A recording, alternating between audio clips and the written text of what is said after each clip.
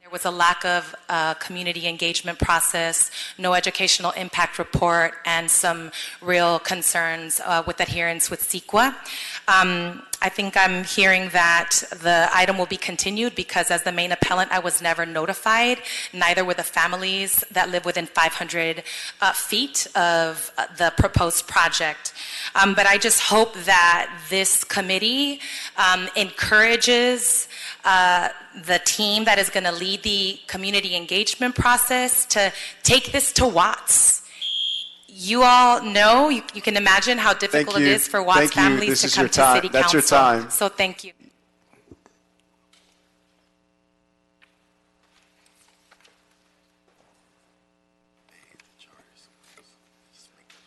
Hello, my name is Teresa Hassel, and I'm here in behalf of my kids, Joyner Elementary parents and community. Today we are here to request for this hearing to be postponed. And we are asking for this today, so the next time we come, we are able to, for the parents and us, teachers, the kids, to be able to discuss our health problems and concerns with this project, because I live right across the street, and I think it's important for us, the parents, to be heard. Thank you for your time, and I appreciate it. Thank you. Hello, everyone. Hello, committee, council. I am here because last time we were here on the last month before the City Council went on break, we asked Mr. Huizar to address his constituents in regards to a Casa del Mexicano issue, building a tower. We wanted him to review the case because there is a lot of opposition from the community. And we brought this issue already. We have not heard from him, and that's why we're here again. So we also want you guys to be aware of this issue and see how you guys can help us. You guys can reach us. We're the Boyle Heights Residents Against 5G, so if you guys please contact us, talk to Mr. Huizar so that he can contact us as well. Thank you so much. Have a good day. Thank you.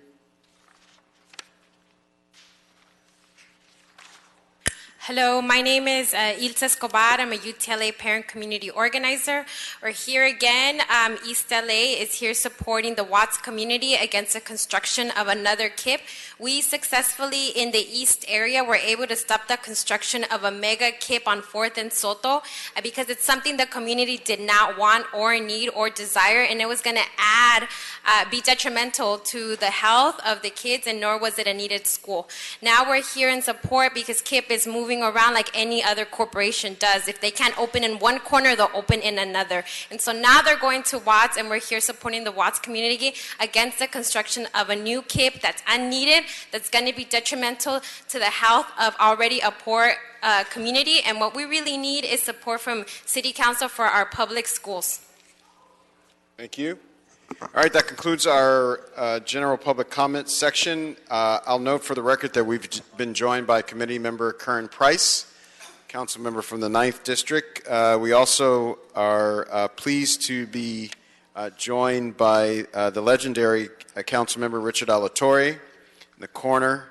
We appreciate seeing you, Councilman Alatorre. Let's give him a big round of applause. All right, we have a couple items that'll be, there are requests to continue. Item number 2, there's a request to continue to October 29, 2019.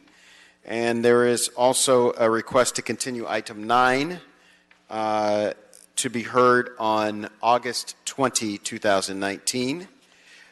Without objection, that'll be the order on those 2 items.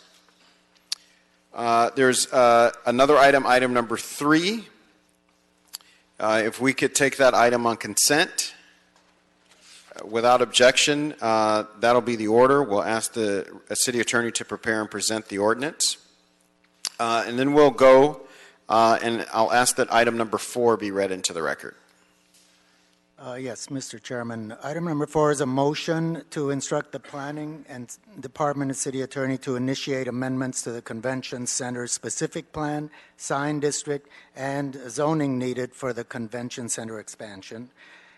a related general plan amendment and Central City Community Plan to redesignate a portion of Chick Hearn Street from a modified collector to a local street so that it can be used as a pedestrian plaza, and to instruct engineering, planning, city attorney to coordinate, review, and process all the documents expeditiously. Excellent. All right, so before we hear from Mr. Price, we'll ask the Department of City Planning if they have a representative with a report.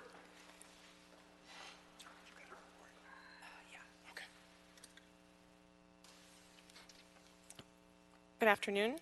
This is Melena Sasachin with the Department of City Planning. We would just like to request that the language of the motion be amended to clarify that the City Council is initiating the motion and to provide some clarification for the direction.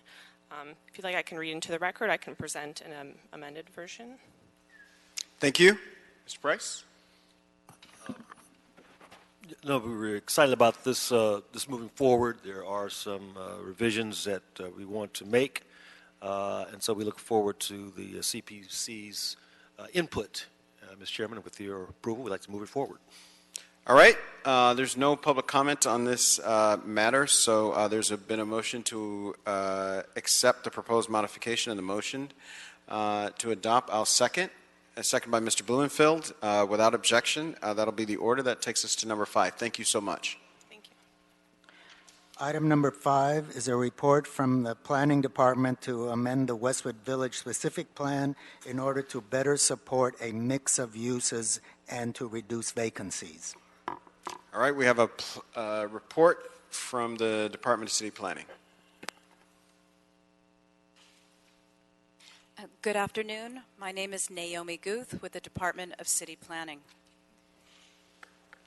The item before you is a report from the Department of City Planning on options for amending the Westwood Village specific plan and is in response to a motion by Councilmember Paul Koretz. This motion directed the department to explore 3 areas of specific plan regulations that have an impact on commercial activity in the village. 1, definitions of food-related establishments. 2, restrictions on the types and numbers of food establishments. And 3, parking requirements. By way of background about the specific plan, it was first adopted in 1973 and has been amended most recently in 2004. Currently, the specific plan limits the number of food-related uses in order to promote a mix of commercial activity within the village. The specific plan includes definitions of these food-related uses, as well as a director's interpretation, which added more detailed definitions of fast food establishment and restaurant. The specific plan further requires more parking than the zoning code does for similar uses. Regarding existing conditions, as referenced in the council motion, the vacancy rate in Westwood Village in 2017 was identified to be 16%, whereas in other similar neighborhood commercial areas it was only 10%. In addition, a parking study that was completed in 2013 by Civic Enterprise Associates found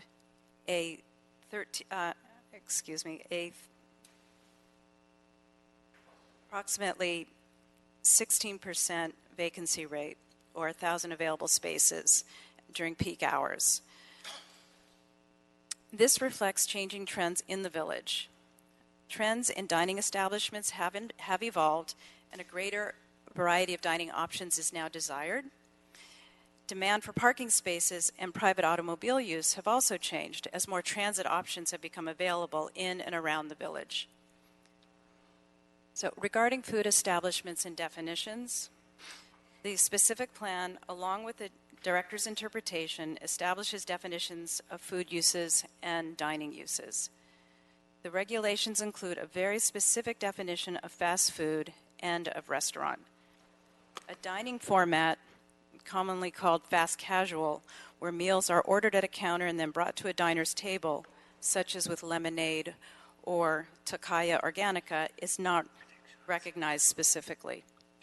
Under the current specific plan regulations, such dining establishments are considered fast food, although fast casual could be viewed as more akin to restaurant.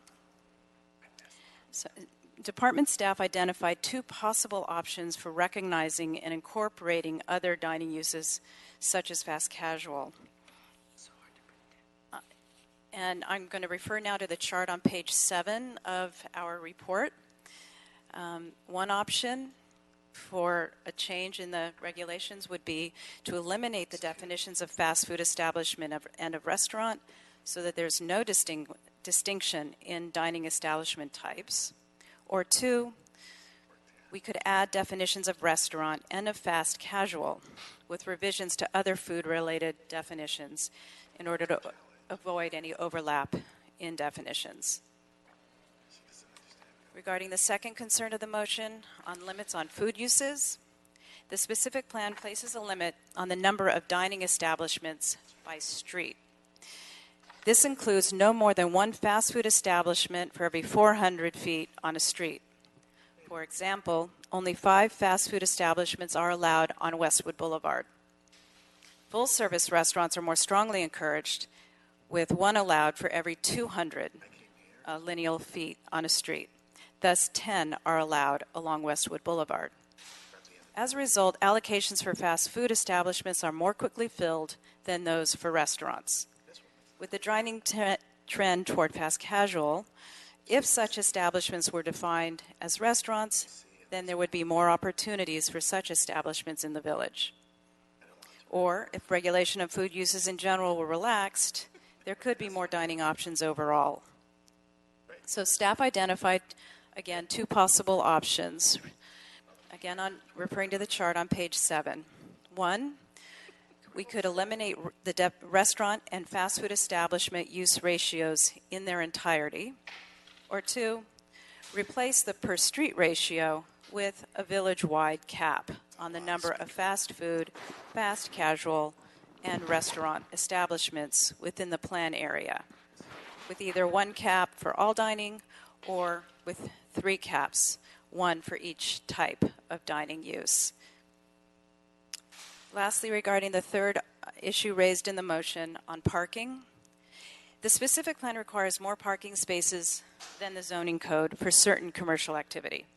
The specific plan also requires that for parking spaces removed, which are above and beyond those required for a project, in other words, spaces that might serve the general public, that at least 50 of those removed spaces be replaced by the new project.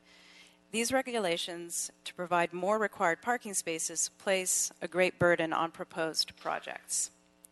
The specific plan does allow projects to provide required parking off-site within 1,000 feet, which is more permissive than the zoning code, which allows off-site parking within 750 feet.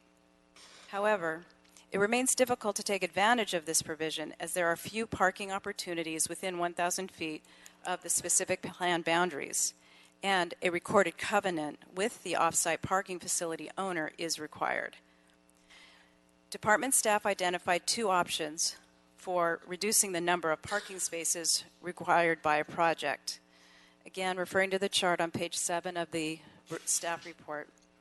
1 would be to remove all parking requirements for historic buildings, remove the parking replacement requirement, and replace the number of parking spaces required with the zoning code, the current zoning code requirements.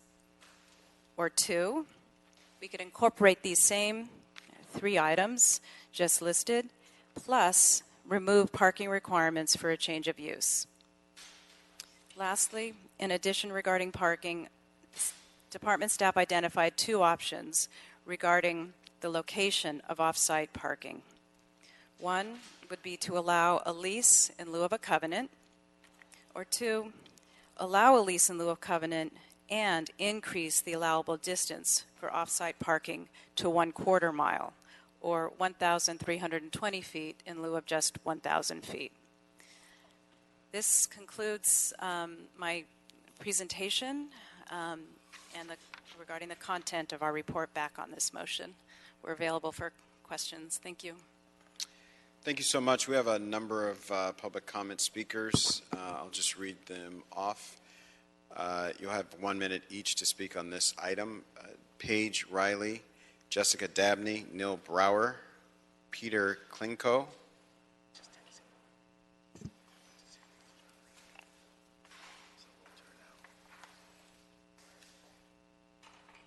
Hi, my name is Paige Riley. I'm here as a resident of Westwood Village, as well as a proprietor of a restaurant there, as well as a member of the WVIA. I support the amendment of this.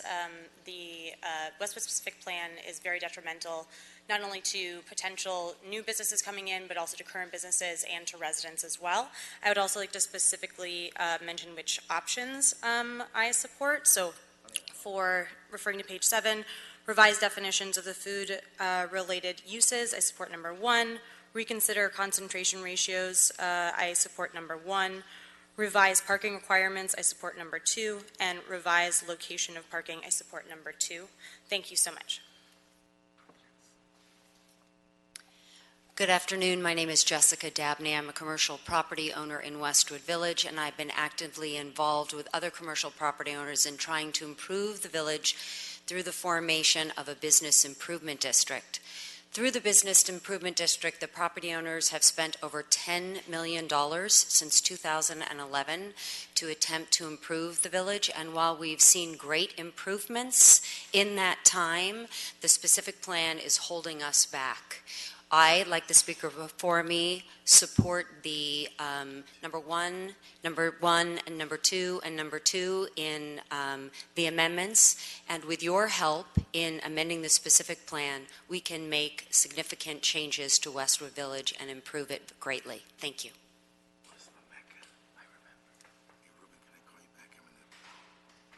Good afternoon. My name is Peter Klinko. I own a restaurant in Westwood Village, and I'm a homeowner in the village. As a business owner, I'm sure you'll hear all the other people say, we need more customers.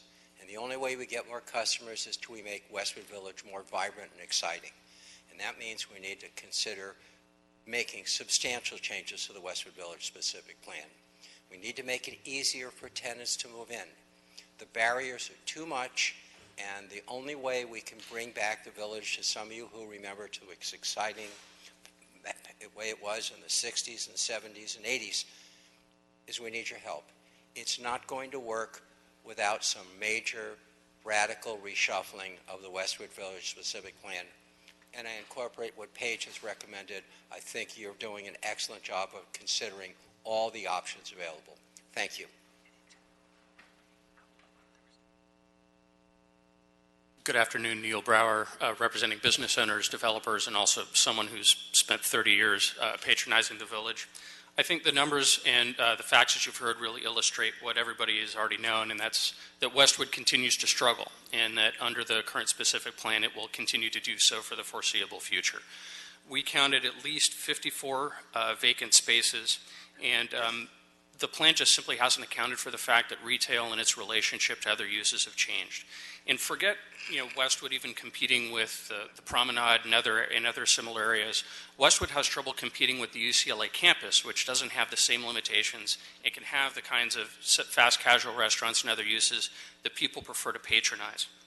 We support bringing the Westwood area into conformance and consistency with the rest of the city in terms of the definition of restaurant, and we support reduced parking and greater radii to reflect the fact that alternative transportation sees wide use and that the Purple Line will soon reach there. Thank you very much. Thank you. Melanie Amos, Brad Erickson, Nicole Pinksy, Carrie Berger. If I called your name, you can go to the mic.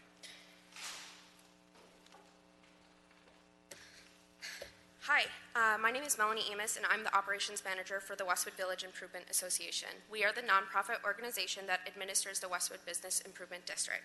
Founded in 2011, we represent over 70 property owners and over 2,000 unique businesses located in our boundaries. Chronic vacancy is a major obstacle to the revitalization of our district.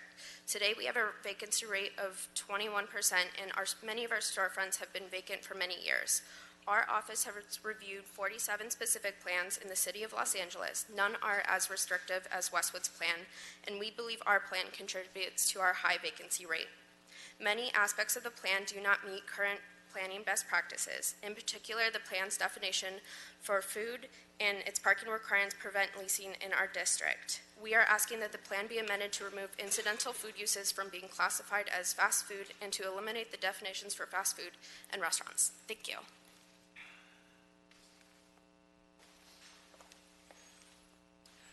Good afternoon. My name is Brad Erickson. I'm Executive Director of Administration at UCLA. I represent UCLA on the board of the Westwood Village Improvement Association, for which I'm the acting chair. I want to speak in support of changes to the plan. Rather than enumerating specific changes, I think I support what the other speakers have said. I believe it's time for a change in Westwood. I think the intent of the specific plan, when originally written, was a good intent. I've thought about these problems for a long time, what Westwood has, and I plead complete ignorance, or a learned ignorance. I don't know what will work, but I support and UCLA supports, a lessening of restrictions, so the least restrictive options that are presented to you, and the most expansive options that are presented to you. I believe that we need to fall back to a plan that will let, if you will, 1,000 flowers bloom in Westwood.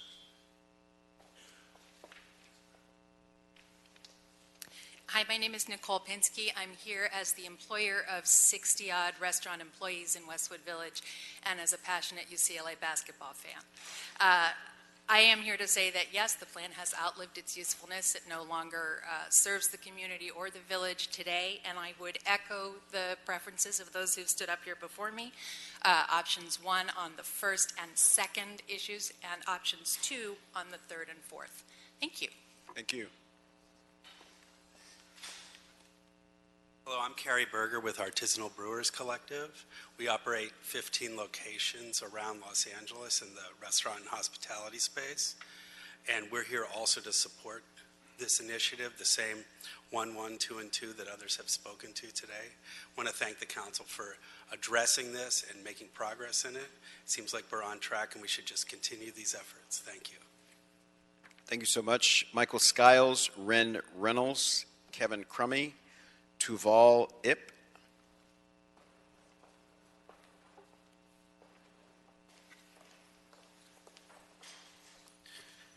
Good afternoon. I'm Michael Skiles, President of the North Westwood Neighborhood Council, and I also, until just a few months ago, served 3 terms as the President of UCLA's Graduate and Professional Students Association. The Neighborhood Council filed the CIS, and both organizations passed resolutions urging for the greatest relieving of restrictions possible in the specific plan. We'd like to see all distinctions between fast food, fast casual, and restaurant gone. We think that they've done nothing but harm the village and perpetuate vacancies. And we also would like to see a significant easing of parking restrictions. They don't serve the students of UCLA or the pedestrians. They just encourage greenhouse gas pollution and traffic. The environment's already built out, and we're just turning away good businesses time after time. I talk to so many businesses wanting to come in. Let's please remove these obstacles. Thank you.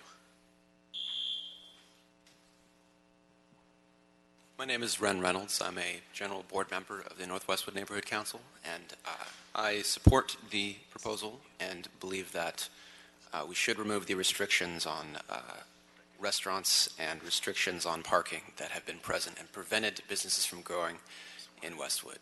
Thank you. Hello, my name is Kevin Crummy, and I'm a homeowner in Westwood.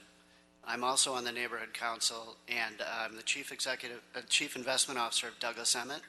We're the largest private property owner in Westwood. We have about 2.1 million square feet of office and 350 apartment units. And I also serve on the Westwood BID, kind of live in Westwood. We have about 9,000 people on our properties at any given time during the week, and the village right now, the 54 vacancies that were quoted earlier, that's approximately 21% vacancy in Westwood, which is, 3rd Street's having problems. That's about 8% vacant. It's going to 5. They've done some leasing, but Westwood's 21. We've got to fix that, and removing these restrictions and being more like Sawtell Boulevard with basic zoning, which is a hopping, vibrant area, is key to revitalization of Westwood. The Olympics are coming. This is the first step in changing Westwood and getting ready for the Olympics. Thank you. Hi, my name is Tuval Ipps, speaking as a UCLA alum and patron of the businesses in the village. Just want to voice my support for the proposal as well, items 1, 1, 2, and 2. Thank you. Steve San.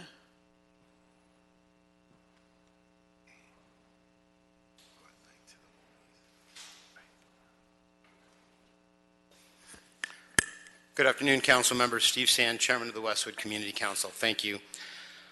I first want to mention that we are supportive, and I think the general community is very supportive of taking a look at the plan. You will not see a lot of the neighbors here today because we have been told that this is literally the beginning of the process.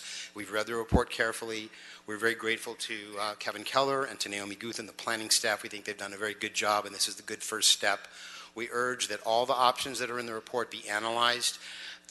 In 1 minute is not enough time to address these issues, but just know that there is a lot of facts that have not been put forth. The fact that the single biggest category of business failure in the village overwhelmingly is food, fast food, slow food, fast casual. More than 20, almost 25 businesses in the last 2 years alone have closed. So we hope that in the next year planning will look at those reasons, because it is not just a simple solution, wave these conditions away and then magically things are perfect. So we support the report and the full analysis of the full report. Thank you. Thank you. I think this concludes our public comment speakers on this matter. We have a representative from Council District 5 to give input on this matter.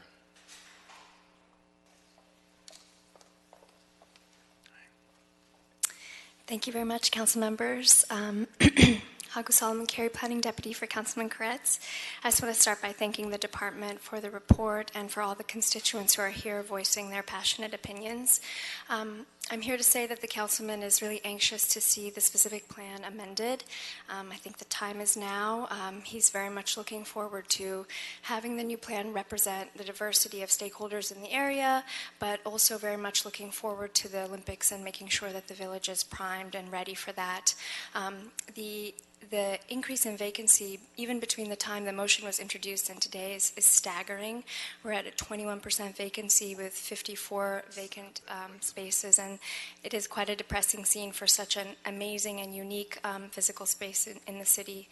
So looking forward to the metro coming online, looking to reduce the vacancy rate, and just looking to move this to a motion that will likely come before you at the full council, asking to amend the motion. So I just want to thank you.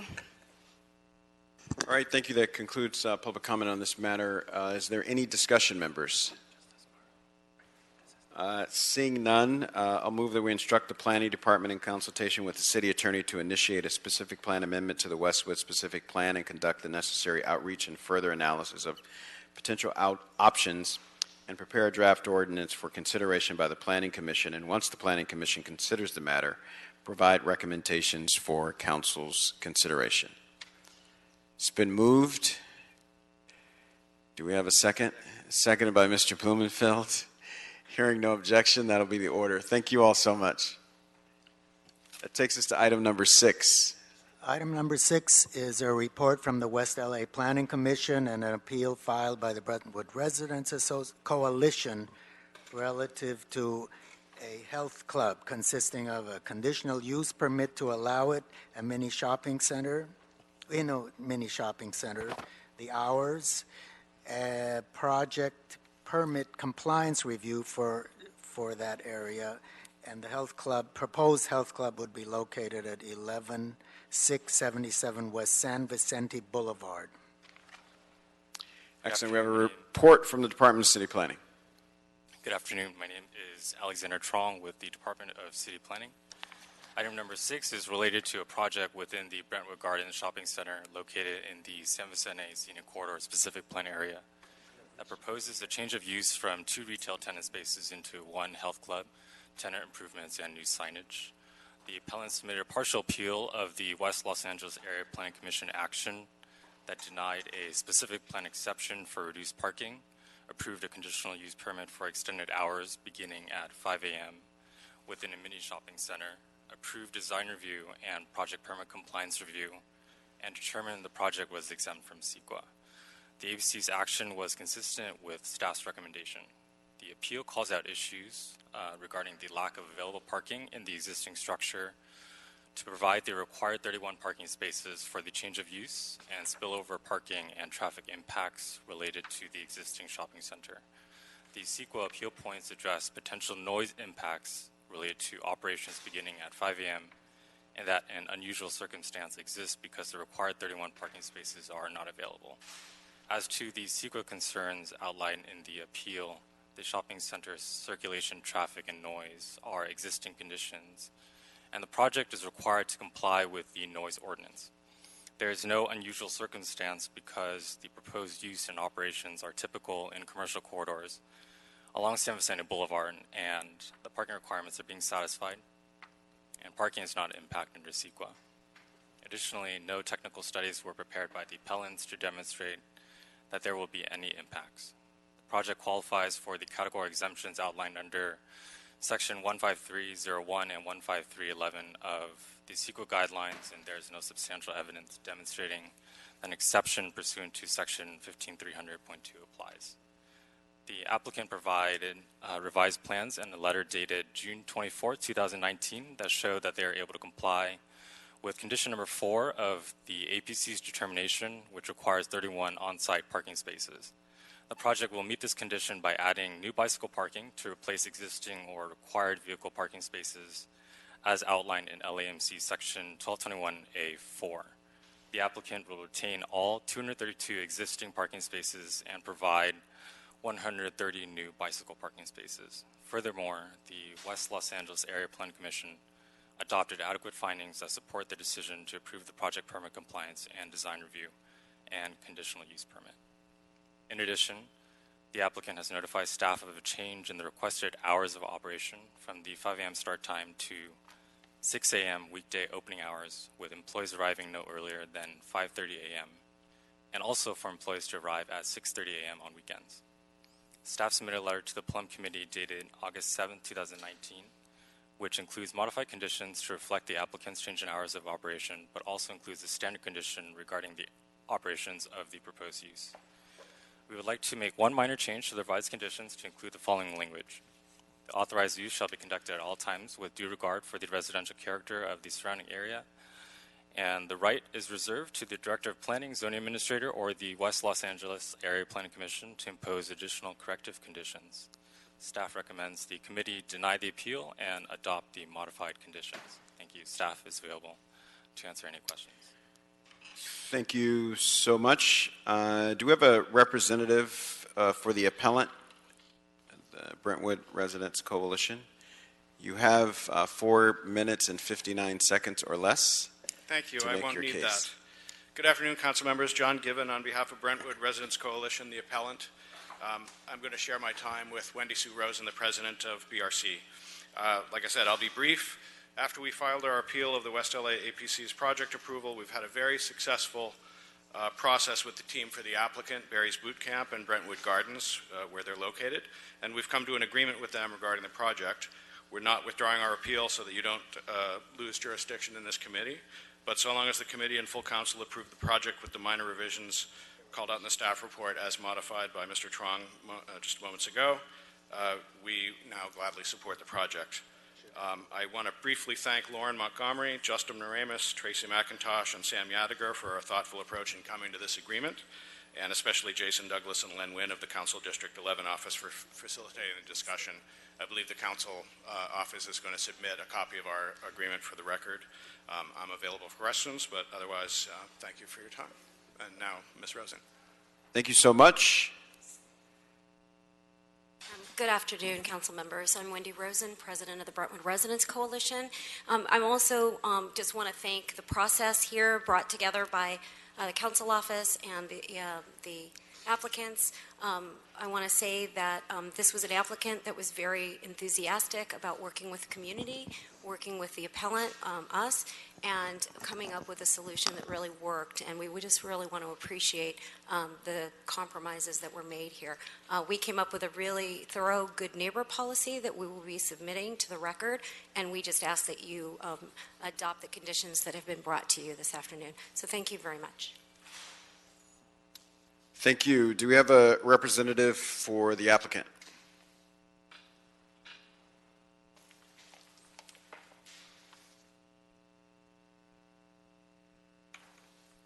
Hello, Honorable Chair Harris Dawson and members of the Plum Committee. My name is Lauren Montgomery of Montgomery Clark Advisors, here on behalf of the applicant, Barry's Boot Camp in Brentwood Gardens. I am proud to be here with you today with a good result, a good project, and a good process. We would particularly like to thank planning staff and council staff for all of the hard work to get here, as you heard from Mr. Given and Ms. Rosen. We are here today standing in agreement. This is a small project compared to others that you will hear about today, but is important for the vitality of the San Vicente corridor and business in Brentwood. And it's important because in an area of Brentwood that is known for opposing views, we have agreement from all of the nearby homeowner and community groups, including, as you just heard, the Brentwood Residents Coalition, which had appealed our CUP for additional hours. In addition to the BRC, we now have the support from the South Brentwood Homeowners Association, the Brentwood Community Council, immediate neighbors, and many individuals eager to take advantage of the new tenant, Brentwood Barry's Boot Camp. This is a modest request. It is to allow a commercial specialized fitness use to move into an existing vacant tenant space in a commercial shopping center that has been operating since the 1980s. And the entitlement request approved by the West LA Planning Commission is only to modestly adjust the hours of operation. That is the CUP that was appealed by the BRC, and that is the agreement we reached today. I'm going to call up Justin Moramis, my colleague, to talk about that agreement. Good afternoon, honorable council members. Justin Moramis, Shepard Mullen on behalf of the applicant. As Lauren mentioned, we're here and through a good process, and we're proud to be standing before you with a comprehensive good neighbor policy and memorandum of understanding that will provide the neighbors with the assurances they need that there will be additional restrictions on noise through the operations of Barry's Boot Camp, and along with planning staff agree with the additional modified conditions regarding the hours of operation to begin at 6 a.m. As well as the modified corrective condition. With that, we respectfully request that you uphold the West LA APC decision, deny the appeal, and impose the 2 new conditions recommended by staff. Thank you again. Thank you. We have a number of public comment speakers on this matter. You'll have a minute each to speak. Justin Moramis, Lynn Nguyen, and John Given. Len Nguyen, Planning Deputy for Council Member Mike Bonin. C11 supports the revised conditions as presented by planning staff, and the council member wanted to thank both the appellant and applicant for coming to agreement after numerous meetings to resolve this appeal. Thank you. Thank you.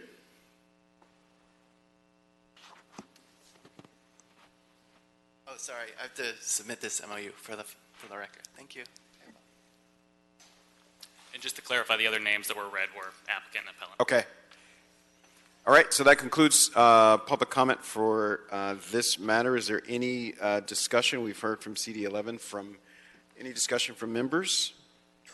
All right, hearing none, I'll move that we grant in part, deny in part, the appeal approving the modified conditions as presented by planning and upholding the West Los Angeles APC determination and approving the CUP and the project permit compliance review for the project located at 11677 West San Vicente Boulevard, including the recommendations submitted by Council District 11.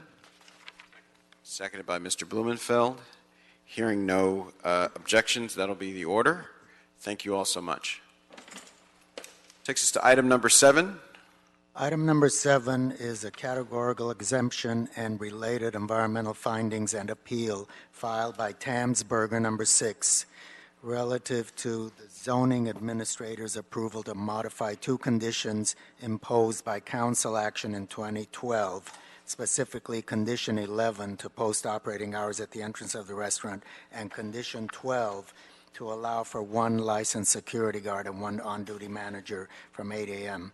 until the close of business. The location is 10023 South Figueroa Street. Thank you so much. We have a report from Department of City Planning. Good afternoon, council members. My name is Matthew Lum, and I'm joined by Esne Malian, and we're from the Department of City Planning. I'm here to present on item 7, which was a condition compliance review for a restaurant known as Tam's Burger No. 6, in which the applicant is appealing part of the determination of the zoning administrator. Specifically for the record, the applicant is appealing two conditions, Condition 11, hours of operation, as well as Condition 12 for on-site security, due to financial hardship, in which he submitted an income statement, general ledger, and transaction listing as part of his appeal package. To give you a history, on October 1st, 2012, the zoning administrator determined that the operation known as Tam's Burger No. 6 constituted a public nuisance.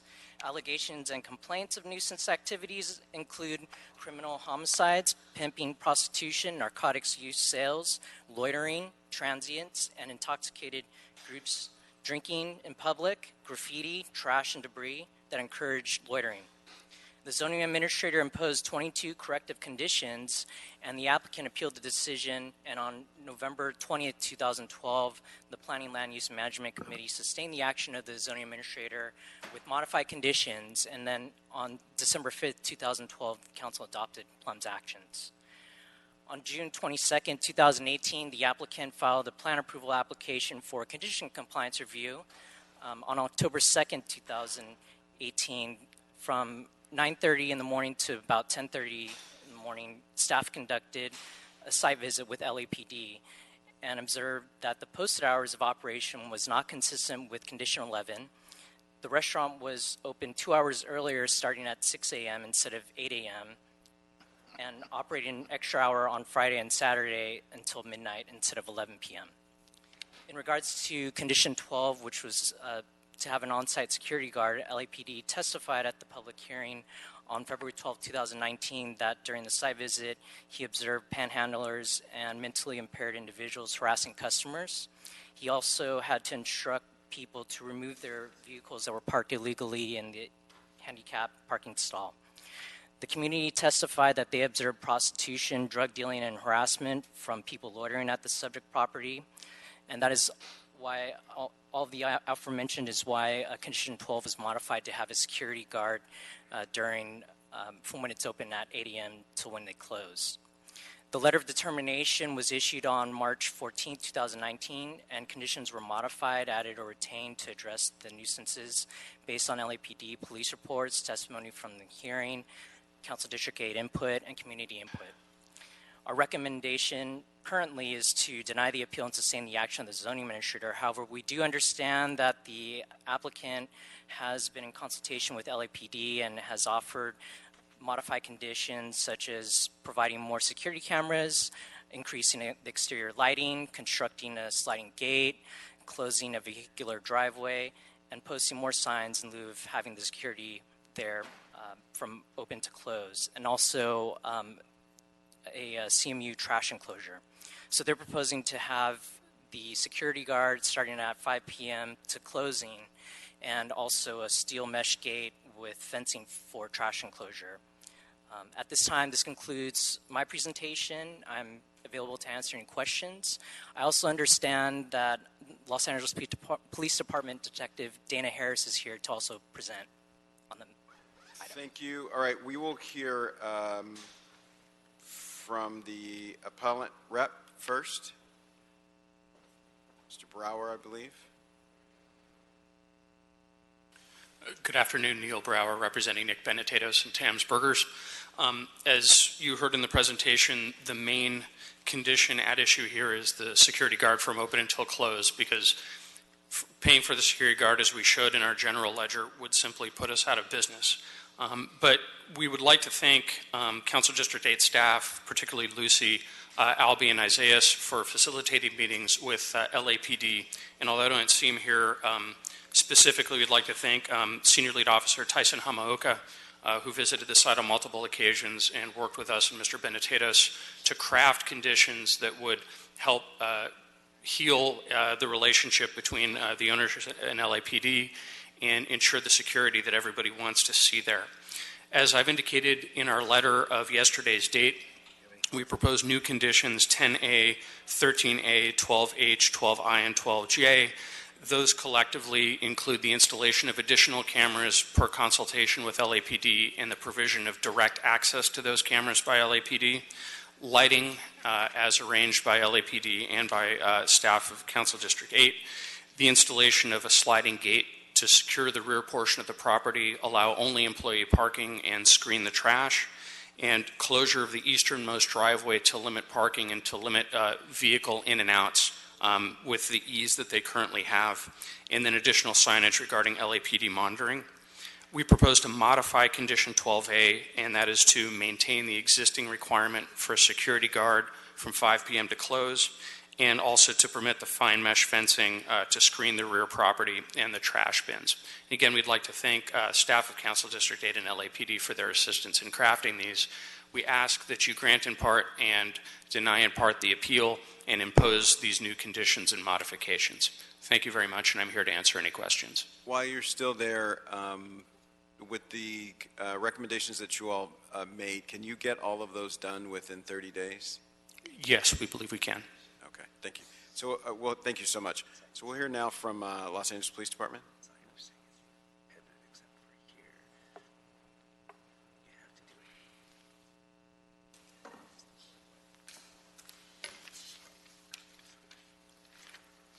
Yes, sir. Good afternoon, and thank you all for allowing me to come up and speak today. In regards to Tamp's Burger, that's a location that I'm fairly familiar with in the South Los Angeles area. And rather than to repeat Mr. Lum's comments of the site inspection that I was able to conduct with him, where we saw transients, aggressive panhandling, people who were obviously disturbed, people parking in the handicap spots, simply the eye test. When I went to the location and I could smell the trash that was sitting in the parking lot that had not been removed, that's something that not only could I smell, but something that the residents who live in the neighborhood, who live that close to them, are actually smelling. And that's disgusting. And no one should have to be bothered with that, and no one should have to live with that. I asked earlier when I spoke with Mr. Lum about security guards. Security guards at the location at 5 o'clock in the afternoon is ridiculous. Why is it ridiculous? It's because when that business opens at 8 o'clock in the morning, people are going up to get their sandwiches, to get their food, and they're asking for safety. They're asking for security. The same thing that the group before us in Westwood, the same thing that they were asking for is the same thing that these citizens should not only want, but expect. Security, a barrier in between themselves and people who are trying to harm them. And it's not too much to ask. A security guard is going to help protect them, if need be, call the police in an emergency situation, and more importantly, they're going to provide that barrier that these citizens so richly deserve. One of the things that I'd like to mention also in regards to the security guard, and I understand that the applicant has hired a security guard, immediately after the meeting that I attended at CD8, Southeast Area Vice was conducting a human trafficking investigation no more than a day or 2 days later. The security guard that they did happen to come upon that was hired by the applicant was sitting in a chair. He had his glasses on. He was smoking a cigarette. And he was deterring the young lady from the police when they were trying to do complete their investigation. When they stopped him and detained him, not only was he sitting in a chair and said that he represented the Tamp's Burger, but he had no security guard permit on his person. And that's the group that is applying for a permit and that wants these changes and wants a security guard on premises. I can't say strongly enough, after working 31 and a half years for the Los Angeles Police Department, working human trafficking investigations, working in South Los Angeles for over 15 years, this is a location that is in desperate need that we uphold the conditions that were set before. This location didn't get here by accident. In 2012, this location was near revocation, complete revocation. This is a location that needs the strictest conditions attached to the location. And I say that not just for myself and not just as a police officer, but because the community should expect it and we should help provide that for them. Thank you. Thank you so much for that report. I would ask the Planning Department to respond to some or all of the testimony that we received. Let's see. So, the way the determination was written, we took into account all the public testimony as well as testimony from the community. We would like to have a dialogue as far as trying to get these conditions, if these conditions are to move forward and be modified, to work with the applicant representative. And so we can look to the or modified language such that the zoning administrator can reserve the right to require a plan approval if documented evidence is showing that they are violating the conditions. And so, we would force the applicant to, make sure that they comply with the conditions. Also, one of the issues in the hearing was that the fencing regarding the trash enclosure, they were supposed to construct that, and so the representative offered to have a chain link trash enclosure, and so during the public hearing, the senior lead officer explained that to have a chain link fence is to kind of associate it with blight, and so the zoning administrator determined that the trash enclosure be constructed of CMU instead of the chain link fence. Okay, thank you. So they agreed, the representative agreed that they could complete all of these mitigations within 30 days. If we could make that a part of the order here, it would be ideal. Secondly, because so often in my district, but I think throughout the city, neighbors go through these processes as the detective laid out, and they'll file a complaint. 2 years will pass, and it'll come, and it'll be almost in revocation, but not quite. And then some more time will pass, and you have the same problems, and then you have a new set of conditions. Can we set this up so that if these conditions are not met, they immediately fall into revocation? Sure.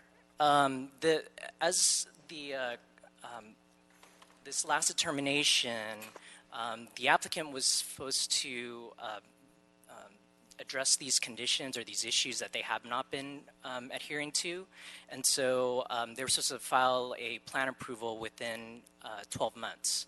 So, meaning when they file the plan approval, they submit an application explaining with condition compliance review or report showing what they've been or how they've been complying with these conditions. So we could even make a condition such that they fulfill this within 30 days, as well as maybe have a shorter plan approval application to maybe 6 months. 6 months, okay, that makes sense.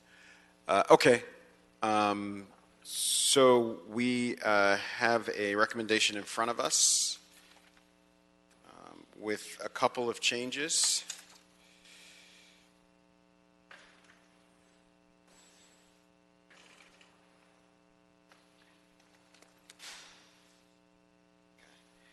So we'll grant in part and deny in part the appeal relative to the zoning administrator's determination to modify corrective conditions number 11 and 12 imposed on Tams Burger number 6 located at 10023 South Figueroa Avenue, approving the modified conditions of approval as noted in the appellant's letter dated August 12, 2019, and additional language recommended by City Council and planning staff as reviewed here in today's meeting. With a 6-month plan approval and all conditions being implemented by 30 days within 30 days. All right, so that's the motion. I have a second by Mr. Blumenfield. Glad you came today. Without objection, that'll be the order. All right, that takes us to items number 10 and 11. We can read those Mr. together. Chair, do you want to take those two together? Yes, sir. Yeah. So I'll read each separately. Item 10 is relative to the Hollywood and Gower project located at 6100 West Hollywood Boulevard and 1633 North Gower. It's related to the EIR, related statements, findings, mitigation program, report from the Planning Commission, 3 appeals of the Commission report adopting the EIRs and sustaining the approval of a vesting tentative tract map for the merger and re-subdivision of a 1-acre site for a master ground lot and 5 above and or below grade airspace lot, and to effectuate a vacation or merger along Gower Street, and to grant the approval of a haul route. Item 11, also for the same project at the same location, is a report from the City Planning Commission, ordinance for a zone change and height district change to amend the delimitation on the site to allow a floor area ratio of up to 4.5 to 1, and 3 appeals of the Commission's approval, a conditional use for alcohol, a site plan review for a project that would increase 50 or more dwelling units, and a mixed-use project containing 220 multifamily dwelling units, including restricted affordable units and a ground floor restaurant space. Thank you so much. There's a report from the Department of City Planning. Good afternoon. This is Melina Zasajian with the Department of City Planning again. On May 9th, 2019, the City Planning Commission approved the Hollywood Gower project for a 21-story mixed-use development with 220 apartment units and ground floor retail, and granted in part and denied in part appeals to the tract map for the project, as well as certified the project EIR. Subsequently, 3 appeals were filed by the Citizens for Better LA, Safer, and the Music Box Building, and were filed for both tract map and CPC cases. Since then, the Music Box Building has withdrawn both of their appeals. All the appeal points were fully addressed and responded to in the original tract appeal, as well as in the July 31st Department of City Planning letter to the council file and elsewhere in the administrative record. Just a summary of the appeal points, the appellants noted the project is not compatible with the neighborhood and land use. However, as stated in the record, the project is consistent with the general plan framework, regional center designation, the Hollywood community plan, and the height density and uses are compatible with other tower development in Hollywood. The appellants also noted that the EIR did not analyze other future uses. However, this argument is speculative, and any project changes would be reviewed for compliance with these approvals and the existing CEQA documents. In addition, an errata was released in July to correct a minor typo regarding crime statistics in the EIR. Appellants also stated the traffic study was flawed. However, the traffic study was fully vetted and approved by the Department of Transportation in accordance with well-established methodology. Furthermore, the appellants stated that solid waste was not adequately analyzed. And again, in the administrative record, solid waste was fully disclosed and analyzed in the EIR. And all these appeal points have been fully responded to in our documents. Therefore, Planning Department recommends approval of the vesting zone change and height district change to the TQC4-2D zone and the TQC4-2D-SN zone. And we also recommend denial of the appeals. We're here to answer any further questions. Thank you. Thank you. All right, we have a number of appellants to speak. You'll each have 5 minutes. I have Richard Drury, Michael Gonzalez, and Casey Madrin.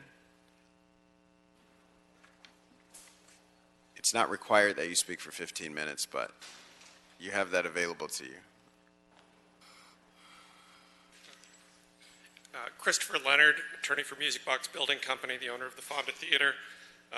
As staff mentioned, all of our issues in the Music Box Building Company appeal have been withdrawn. Music Box Building Company has reached an agreement with the applicant, that provides an easement that allows the Fonda to continue to thrive as a cultural jewel in the heart of Hollywood. We're very pleased about that. We now fully support the project and its improvements and look forward to many years of cooperation with our new neighbor. If there is anyone here in the audience who is here to speak on behalf of the Fonda, we thank you for your support of the theater. That support helped us get here, but we ask you to now join us in supporting the cooperation that allows the music to continue and allows both parties to thrive. And now just Ms. Blumberg, who's the owner of the theater, would like to also say a few words. Thank you. Hi, my name is Leslie Blumberg. I'm the president of Music Box Building Company, owner of the Fonda Theater, which has been in my family for 70 years. I'm pleased to tell the members of the committee that we've reached a deal with MetLife and Trammell Crow, the owner and the developer of the apartment building at issue here. The concerns we had about the project have been fully and favorably resolved by an agreement that preserves the Fonda's right of access and allows the theater to move forward with bright prospects for the future. Therefore, the Fonda fully supports the proposed project at Hollywood and Gower and its project approvals. We want to thank all of the members of the Hollywood community who supported our efforts. I want to extend a special thanks to City Council Member Mitch O'Farrell and to District 13 Planning Director Craig Bullock, who spent a lot of time with all of us, for their diligent efforts in helping us to achieve this result. Finally, we wish to thank the people at MetLife and Trammell Crow for their willingness to grant an easement that we believe will be a win-win-win for them, for the Fonda, and for the music lovers in Southern California and across the country. We look forward to many years of cooperation with Trammell Crow and MetLife as we continue to improve and revitalize our neighborhood. Thank you.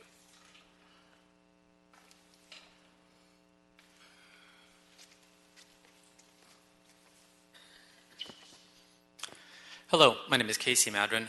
I'm appealing this project. Well, I have to say up front, I wonder even why I bother coming down here, because it's clear that the City Council and this committee really has no interest in upholding state law or solving the housing problem that Los Angeles is currently facing. This is not a housing project. This is a real estate deal. And it's very clear from the beginning, looking at the fact that the city is willing to subdivide this into 5 airspace lots, basically so the developer can sell pieces of the project off as they wish, is just about profit. It has nothing to do with the community, serving the community or anything else. The idea that creating a project which is 95% above moderate income housing and 5% low income housing is going to make any kind of a contribution to solving the housing crisis is ridiculous. Last year, of the approximately 20,000 units that were approved in the city of Los Angeles, 1,500 were of very low, low, and moderate income units were approved. That actually doesn't even meet the over 1,800 RSO units that were removed from the market. So we have a net loss of housing last year that is actually available to people of low and moderate incomes. This project only continues that policy, and it's an absolute failure when it comes to addressing any kind of housing crisis that LA is experiencing.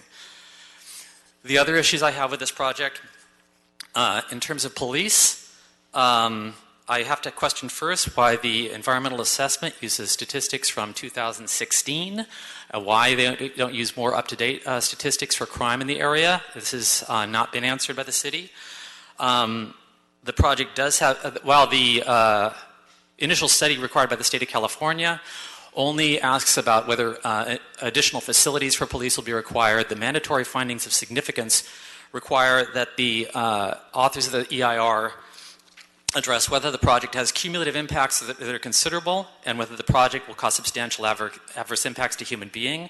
Crime in Hollywood has gone up over 50% from 2014 to 2018.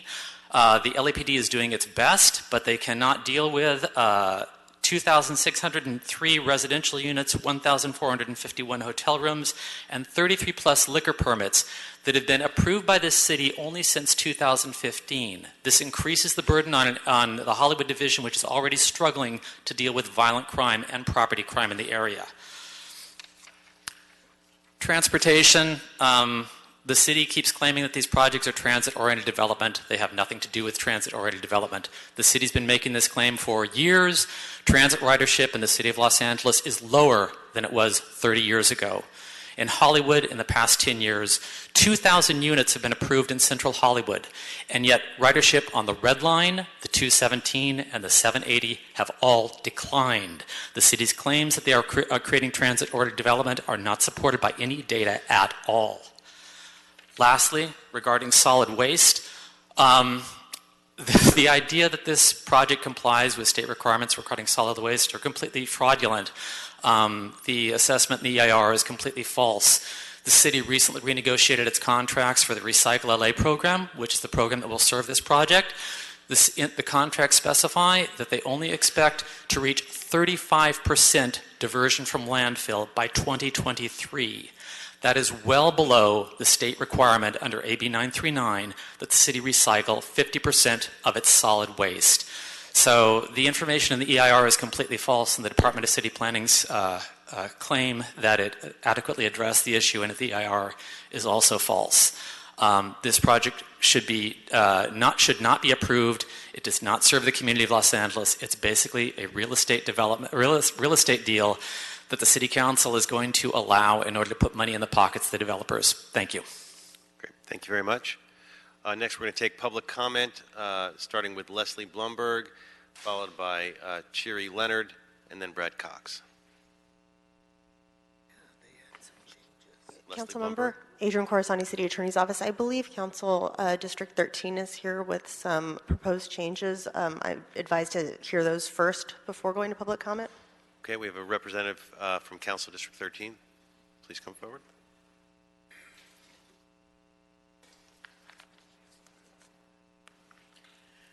Good afternoon. My name is Craig Bullock, and I'm with Councilmember Mitch O'Farrell's office. The council member is supportive of the recommended actions before you today. He would like to have condition number 29 eliminated and revise condition number 6 to read as follows.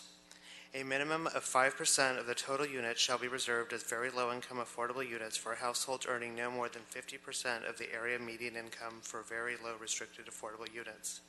In addition, the developer will contribute $2,750,000 to the Council District 13 Public Benefit Trust Fund payable upon the issuance of a building permit.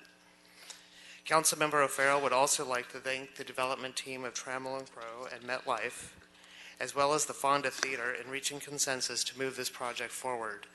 There were many spirited discussions. This project will redevelop a surface parking lot and create much-needed housing, including affordable housing. The exoskeleton architecture creates an aesthetically unique addition to the Hollywood skyline. Other less visually stimulating features of the building are worth noting, however. The project was redesigned to accommodate the operational needs of the Fonda Theater. The redesign of the ground floor parking garage, as well as the accompanying agreement, allows for the continued safe passage of trucks to ensure the economic viability of the Fonda Theater well into the future. Councilmember O'Farrell would also like to especially acknowledge Trammell Crow and MetLife team. The efforts of Karen Liu, Doug Champion, Brad Cox, Dale Goldsmith, and Sheila Gonzaga are truly appreciated. Councilmember O'Farrell requests your support in moving this project forward today. Thank you. All right, now we'll have public comment speakers. I'll thank our Vice Chair. Leslie Blumberg, Chris Leonard, Brad Cox, Jacob Jarugi, Dale Toe. Yes. If you've already spoken, you can pass. We've already spoken, and so we don't need Thank to you. Ms. Blumberg and Mr. Leonard. Good afternoon, Councilmember. I'd like to request that my time be included within the applicant's speaking period. Thank you. Thank you.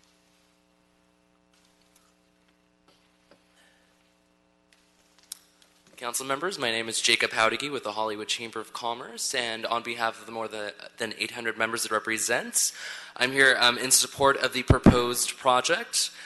With pedestrian-friendly design elements as well as ground floor retail, we believe this project will go a long way towards contributing to the walkability of the neighborhood. The project will provide Hollywood with additional housing, something that is much needed as the state combats a housing crisis. The Hollywood Chamber is proud to support this project, and we ask that you move it forward. Thank you. Thank you so much. The chair of this committee has made an error, and I did not call on the applicant, Mr. Goldsmith, to speak for 4 minutes and 59 seconds or less. There you go, Mr. Cox. Thank you. Good afternoon, Chairman Harris Dawson and honorable City Council members. My name is Brad Cox. I'm the Senior Managing Director of the Los Angeles region for the Trammell Crow Company. Today I'm speaking on behalf of our project and our partners in MetLife. We are pleased to be here this afternoon. It's been a long 3 years, but we're even more proud of this project today than when we first submitted our plans. We're excited to have well-paying union jobs on the construction of this much-needed housing project in Hollywood on a parking lot. It's a product of community stakeholders working together to make it happen, and we hope it's evident as you deliberate. Before I turn it over to our Land Use Council, I'd be remiss if I didn't take a moment to acknowledge and thank members of the Land Use Committee of the Hollywood Studio District Neighborhood Council, the Hollywood Chamber of Commerce, and the Hollywood Property Owners Alliance. They provided valuable feedback to us while they balanced their support for us while encouraging us to seek solutions, especially in matters related to the agreement with our neighbor, the Fonda Theater. We'd like to acknowledge the hard work of the Planning Department. Vince and his staff have a lot of demands on them, and they manage their workload while still encouraging us to find ways to make projects better. Thank you, Vince. We especially want to recognize Councilmember Mitchell Farrell for his vision and for challenging us as developers to create an iconic project at the entry to Hollywood, and special thanks to his planning director, Craig Bullock, who worked tirelessly with his boss to guide us to an agreement with the Fonda. Thanks for the constant encouragement to do better. In closing, thank you to our partner MetLife and Leslie Blumberg and Chris Leonard of the Fonda for perseverance in achieving a mutual win to ensure the long-term vitality of the performing arts in Hollywood. With that, I'd like to turn over the following time to our Land Use Council, Dale Goldsmith. Thank you. Thank you, Brad. Good afternoon, honorable committee members. My name is Dale Goldsmith. I'm a partner with the law firm of Armbruster, Goldsmith & Delvac, representing the applicant. I'd like to start by commending staff who've done a terrific job over the last many months in terms of bringing this project forward and providing really good input in making it a better project. As staff mentioned, on May 16, 2019, the City Planning Commission rejected 2 appeals and unanimously approved the project. 3 appeals were filed, and as you heard earlier, one of those appeals from the Fonda Theater owner has been withdrawn. Of the 2 remaining extant appeals, the arguments are simply a rehash of arguments that were made either during the DEIR comment period or in prior appeals. All of those have been thoroughly refuted by the final EIR, by staff, by experts, and in the prior staff reports, and they were also expressly rejected by the City Planning Commission unanimously. Nonetheless, Echo Tierra and Gibson Transportation have prepared thorough expert reports rebutting each of the appeals. Planning staff has independently reviewed these reports and has set forth in the staff report, fully agrees with them. These reports shows that the appeals are without merit and should be denied. We believe that this project deserves your approval, and it will provide 220 new much-needed housing units, including 11% deed-restricted very low-income units within walking distance of the Metro's Red Line. It'll add new housing without displacing any existing housing. It'll replace an unsightly asphalt parking lot with an iconic building. It'll establish a new eastern gateway to Hollywood Central Core, as the site is located right at the beginning of the Hollywood Walk of Fame. It'll help activate the existing streetscape by providing new ground-level commercial uses, as well as publicly accessible landscape courtyard adjacent to the Fonda and active uses along Gower Street. It will fulfill the city's planning and housing policies for Hollywood, including policies to reduce vehicle miles traveled. It'll provide well-paying, skilled construction jobs, and it will provide a 25-year easement that will to the Fonda that will enable that venerable institution and theater to continue to thrive for the long period of time to come. Therefore, we respectfully request that you deny the appeals and approve the project. I'm available to answer any questions you may have, and I would appreciate the opportunity to use the remainder of my time for a brief rebuttal, should it be necessary at the end of the public comment period. Thank you. Thank you. Now we can go to public comment on this matter, where we have a number of speakers. Omar Galindo, Shamari Davis, Daniel Morales, Doug Summers, Zach Strasters. Good afternoon, Commissioners. My name is Shamari Davis. I'm a business rep for IBW Local 11, representing over 11,000 workers here in Los Angeles County, and we wholeheartedly approve and support this project. This project will convert an underused lot into a mixed-use project, and that will provide over 200 homes for families. The applicant has always been a responsible developer. Like many of their developments in the region, they will employ union labor to build their project. We are in full support of this project, and we urge you to approve it. Thank you.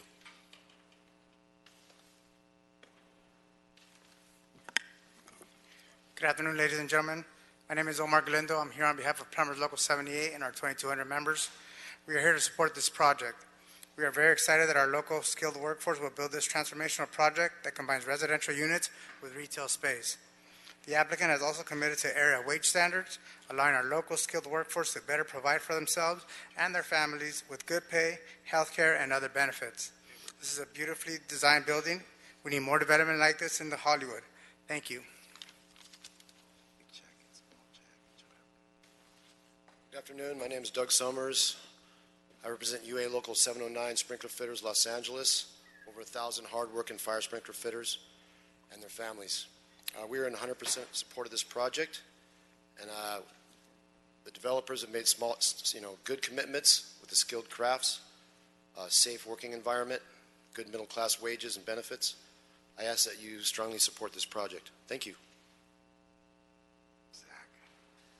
Hey guys, good afternoon. Zach with the Arms Organization here. So this is a home run type of project because it provides not only jobs but careers. So when the skilled labor comes in and they hire a lot of our guys, at-risk youth, and people that are really willing to take their own future into control, they provide long-term careers, well-paying careers. They've also committed double-digit affordable housing, and we're looking at what was formerly a parking lot. So when we pray and we believe that, man, there's going to be something great for our future, for our youth, these are the type of projects that we're looking for, that individual small developers aren't able to put these together on their own. So we're grateful when this type of stuff comes in. So we urge you to approve this project. Thank you so much for your time, and enjoy the rest of your day. Thank you so much, Mr. Ron Smith, Kenneth McKenzie, Gus Torres, Piedmont Brown, Gina Burnett.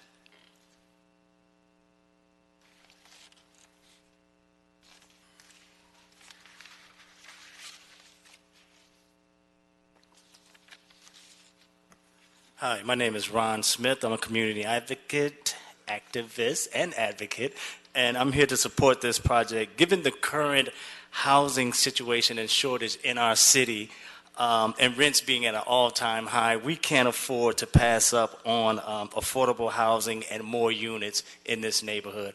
Also, the aspect of adding more residents to further generate finances for the local community businesses is a plus. Thank you.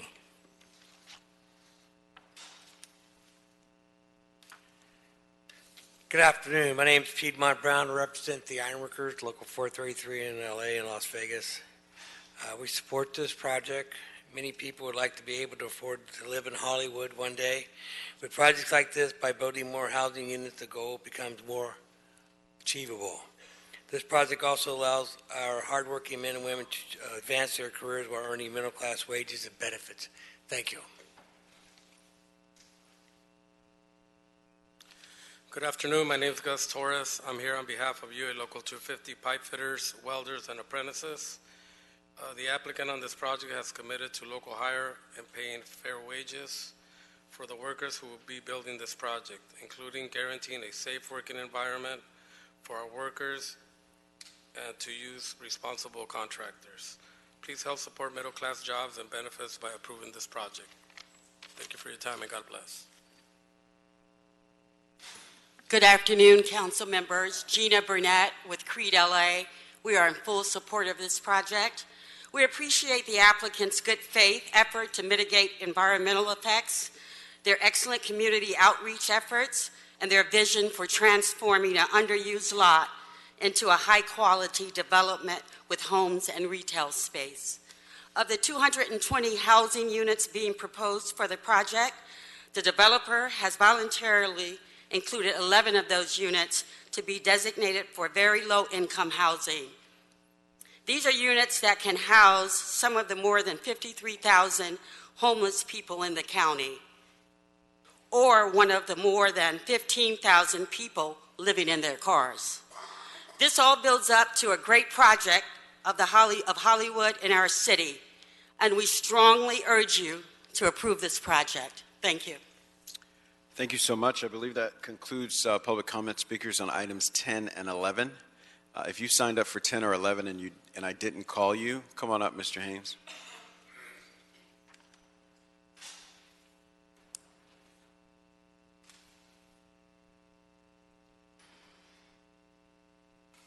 Mr. Doug Haynes signed up to speak for item number 11 for 1 minute. Thank you very much, and thank you for calling me up. First, I want to clarify the Hollywood City District Neighborhood Council has not taken a position on that, so the statement made by the applicant is inaccurate.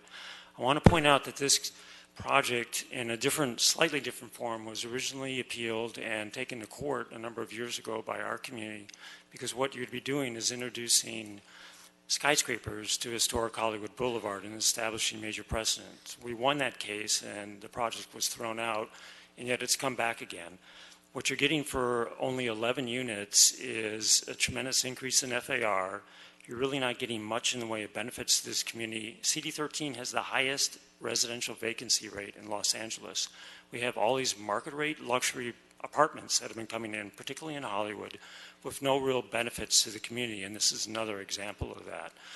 This project can be lower. There's an alternative that would only be 85 feet tall. That would be consistent with the boulevard's height limitation going back historically, and we ask that you consider it. Thank you. Thank you so much. Is there any discussion from members on this matter? All right. I'll ask a planning department if they want to come back and respond to some of the comments and questions raised during public comment.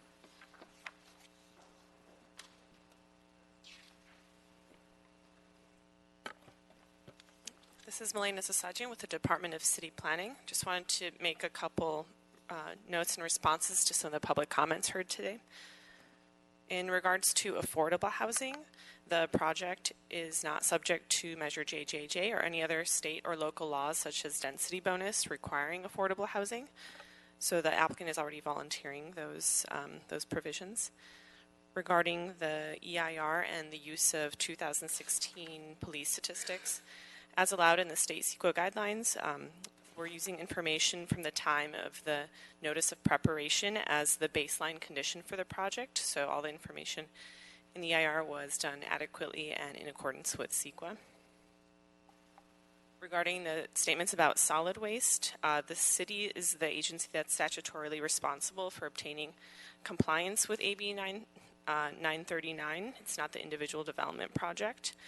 The city does have a city zero waste plan, the solid waste and integrated resource plan, which lays out the long-term plan for the city to achieve a goal of 90% diversion by 2025. The appellant did not provide any evidence as to why the city is not meeting that goal. And again, all of these statements that were provided by the appellants were adequately addressed in the environmental impact report and in the staff reports related to the CBC case and tract map. Thank you. Thank you so much. If there's no further comment on this, we'll move to resolution, beginning with item number 10. And I'll move that we deny the appeals and thereby sustain the Planning Commission determination in approving the EIR. Oh, Mr. Cedillo. He seconded it. Oh, you're going to second it? Oh, I'm looking forward to this. Statement, will deny the appeals and thereby sustain the Planning Commission in determinations in approving the EIR. Statement of overriding considerations, environmental findings, mitigation monitoring program and related CEQA findings, investing tentative track map number 74437 as modified with proposed changes to the conditions as stated by Council District 13 as represented by Mr. Bullock, and approval of a haul route for the project located at 6100 through 6116 West Hollywood Boulevard and 1633 through 1649 North Gower Street. That's been moved. Do I have a second? Seconded by Mr. Cedillo. All right, without objection, that'll be the order. That takes us to number 11.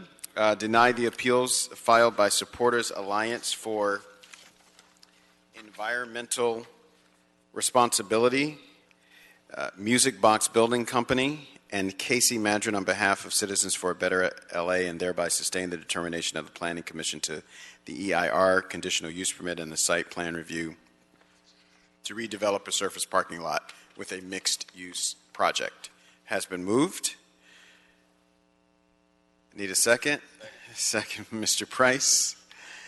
Without objection, that'll be the order. It takes us, thank you everyone who's been with us on this item.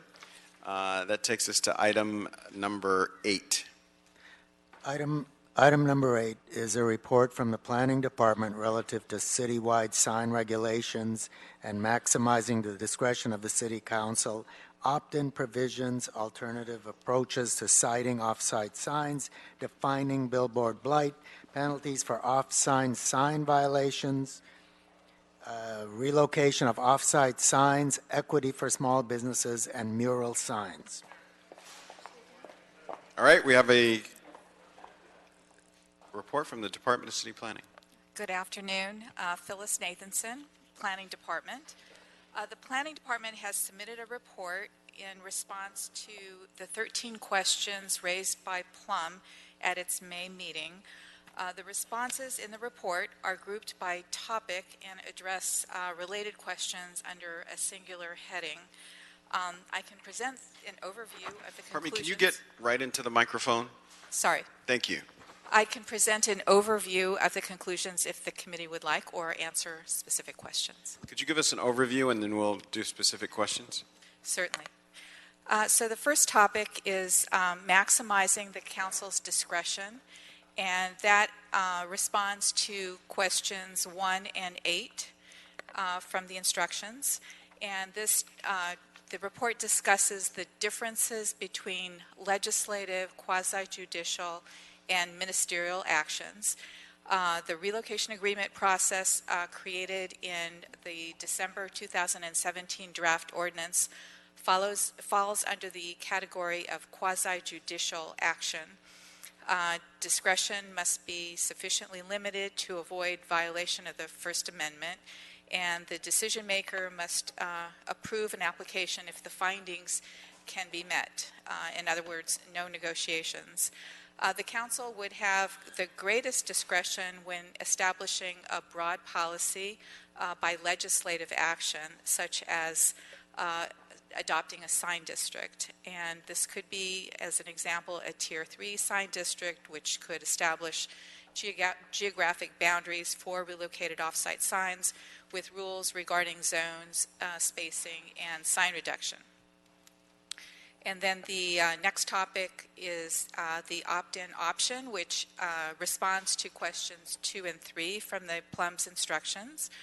And this discusses approaches the council can take legislatively to draw the boundaries of the geographic area in which the relocation of off-site signs would be allowed if the council doesn't want the relocation of off-site signs to occur citywide. And to draw these boundaries, there must be supportive underlying rationale regarding why the off-site signs are more appropriate in those areas. The next topic is alternative approaches to citing off-site signs, which is responsive to questions 4 and 13. And the discussion presents 7 options for narrowing the provisions for relocating off-site signs. one of the approaches would be modify the relocation agreement provisions by limiting relocation options only to current locations of off-site signs, or only to C zones in regional centers, but including PF zones, only to major intersections, such as Avenue 3 designation, or what was previously called secondary highways, or only to the most permissive C zones, C2 and C5, in the more intense height districts, which are height districts 2 through 4. So this would not include height district 1, or impose a cap on the number of relocated signs. A previous report from 2016 referenced a cap of 150 sign faces. And then a different type of approach would be to eliminate the relocation agreement provisions altogether, but broaden the Tier 1 sign eligibility to include PF zones, or create a type Tier 3 sign district that would establish a new sign district and a new type of sign district for relocated off-site signs with corresponding rules regarding the zones, spacing, and sign reduction. The next topic covered was the topic of defining billboard blight, and this is responsive to questions 5 and 6 from the Plum instructions. And there's discussion in the report which defining blight and prioritizing billboard blighted areas for sign reduction. And the report discusses how it is difficult to define billboard blight using objective criteria, and planning recommends defining billboard blight as a concentration of off-site signs exceeding a predetermined threshold within a geographic unit, such as perhaps a census tract, and or any off-site sign on a residentially zoned property. And to prioritize reducing billboard blight, the relocation agreement provisions could require a certain amount, perhaps 50%, of sign reduction to occur within defined billboard blighted areas, and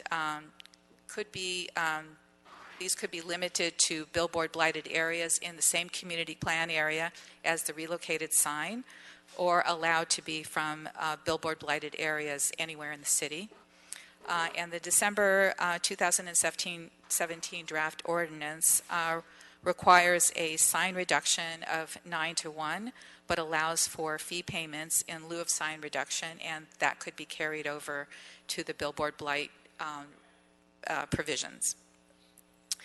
The next topic is penalties for off-site sign violations, which is responsive to question number 7 in the Plum instructions. And the current code does not include fines for violations of sign provisions. There are only fees that are intended to cover the cost of enforcement. And the December 2017 draft, as do other previous drafts of the ordinance, the draft contains a new section that adds serious penalties for off-site sign violations that increase with the second and third violation. And staff recommends adding an inflation adjustment provision to ensure that the fines remain meaningful.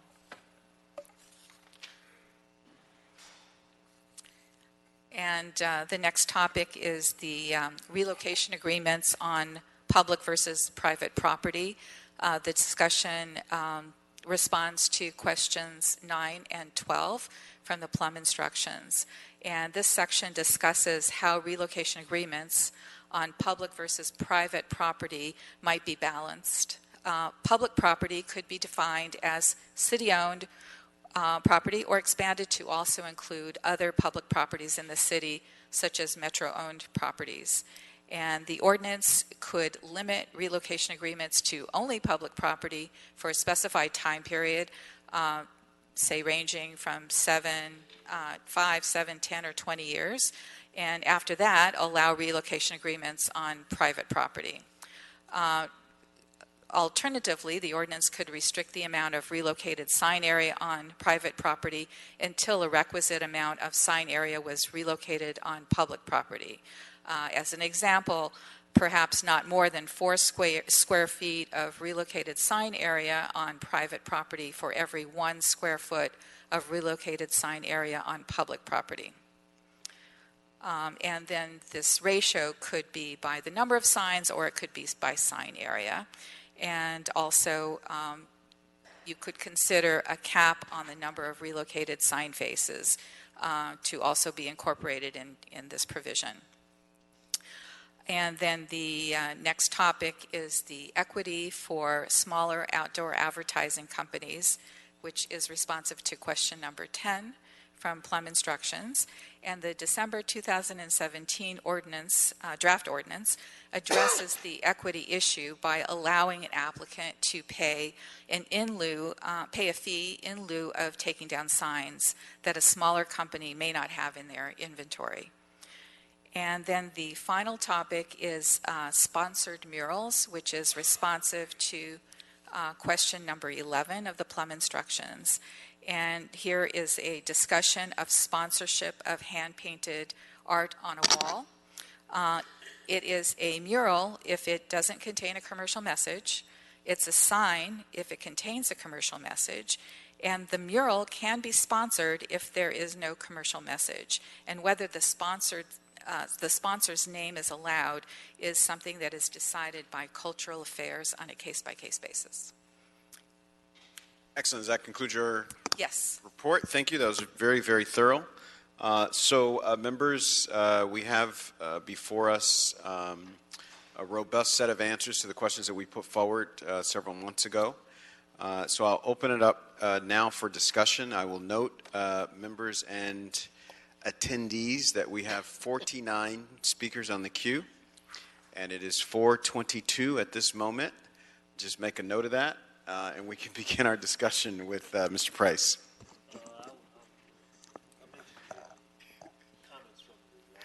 All right, Mr. Blumenfield. All right, I'll try to be brief. I mean, the report shows a variety of ways to move forward with the off-site signage in the city. For me, I've been very clear since the beginning. One of the things I want to maximize is council discretion. I want to see us figure out a way to do this, but for us to have the discretion. The use of the relocation agreement seems like an option, but it appears to come with a lot of trade-offs and limits our ability to say no or even get the maximum benefit for our communities in some cases. The idea of a Tier 3 district seems worth exploring, since it gives us the most say and it allows us to sort of get our feet in the water here.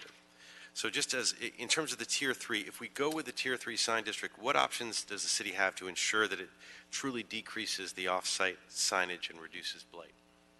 Is that a question for me? It's a question. Okay. So the Tier 3 sign districts could be fashioned much like the Tier 1 and Tier 2 sign districts, with minimum rules by which anybody who participates has to abide by, or each Tier 3 sign district in its establishment can add additional rules. Okay, so it gives us the flexibility to go either way. Or both. Yeah. So sign reduction can be a part of that. And then could a cap be crafted that would allow the city to ease into allowing Tier 3 sign districts or relocation agreements? We can incorporate a cap. Okay. I've got some other questions, but I want to keep moving, so. All right, Mr. Cedillo. I had questions along that line. I'm interested to see what it would look like, this provision, because I share Mr. Bloomfield's same concerns. Discretion is important for us because it's the electorate and the constituents and the residents of our district who will come to us with the concerns and the laments. And so we need to have some ability to have some way to impact the distribution, the placement of these signs. So I'm just wondering what this looks like. I read your notes and you talked about this Tier 3. I just would if you could just give me some idea what that looks like, how the process takes place.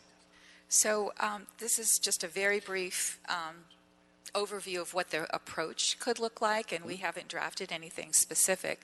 But generally speaking, a Tier 3 sign district, in establishing a sign district, the council would define the boundaries of the sign district, and there would be some sort of rationale as to why these boundaries are appropriate, and then the rules for what can be done within that sign district. And obviously, if this is a sign district intended for relocated signs, that the provisions and the protocol for how those relocated signs would come there would make their way from some other area or within the same sign district. There would be rules, and there could be sign reduction requirements, and there could be spacing requirements and other requirements.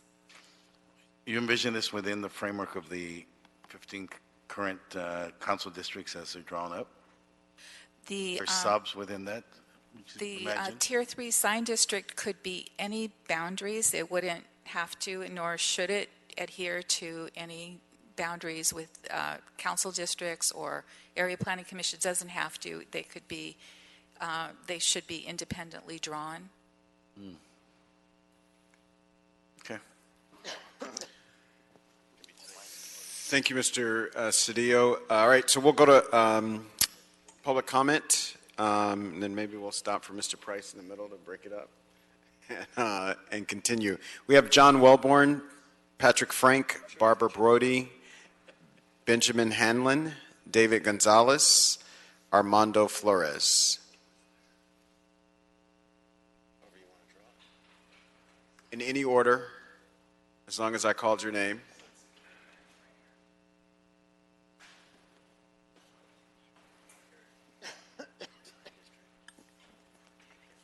Good afternoon.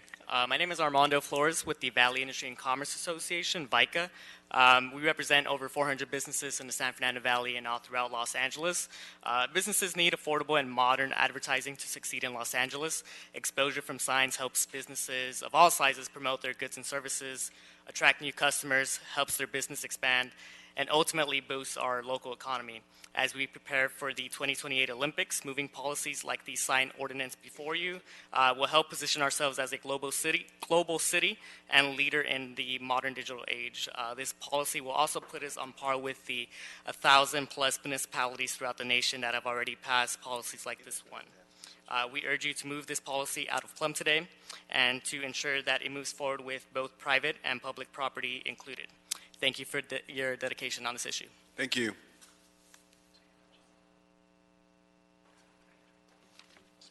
Good afternoon. I'm David Gonzalez with the Association of Independent Commercial Producers, representing over 400 companies that specialize in the production and post-production of television advertisements. Our companies account for 85% of all nationally aired commercials, about half of which are filmed here in the greater Los Angeles area. Advertising fuels economic growth by connecting businesses directly with potential customers, helping generate hundreds of billions of dollars in economic activity and millions of jobs here in California. Outdoor advertising, specifically billboards, both static and digital, are a key component in driving this success. Billboards contribute to the character of our communities. They not only market messages that educate consumers, but also communicate public service announcements that promote the common good.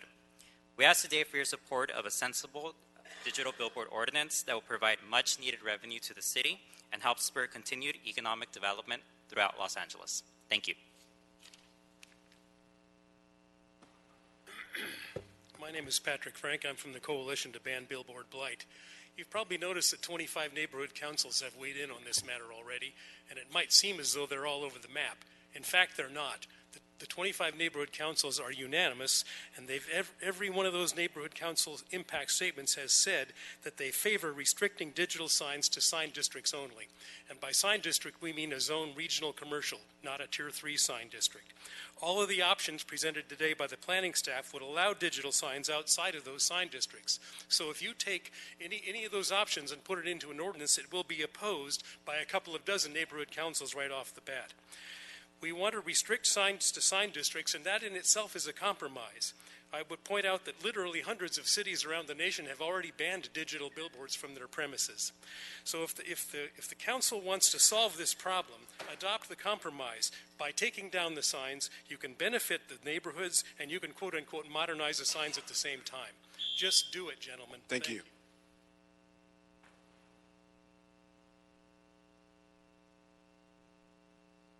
3 minutes? Who sets the time?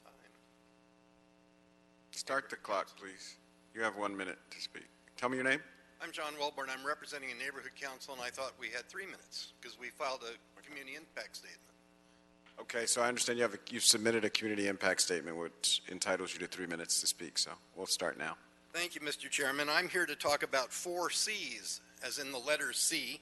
I'm John Welborn, and I'm representing the Greater Wilshire Neighborhood Council, which has about 50,000 constituents in the center of our city.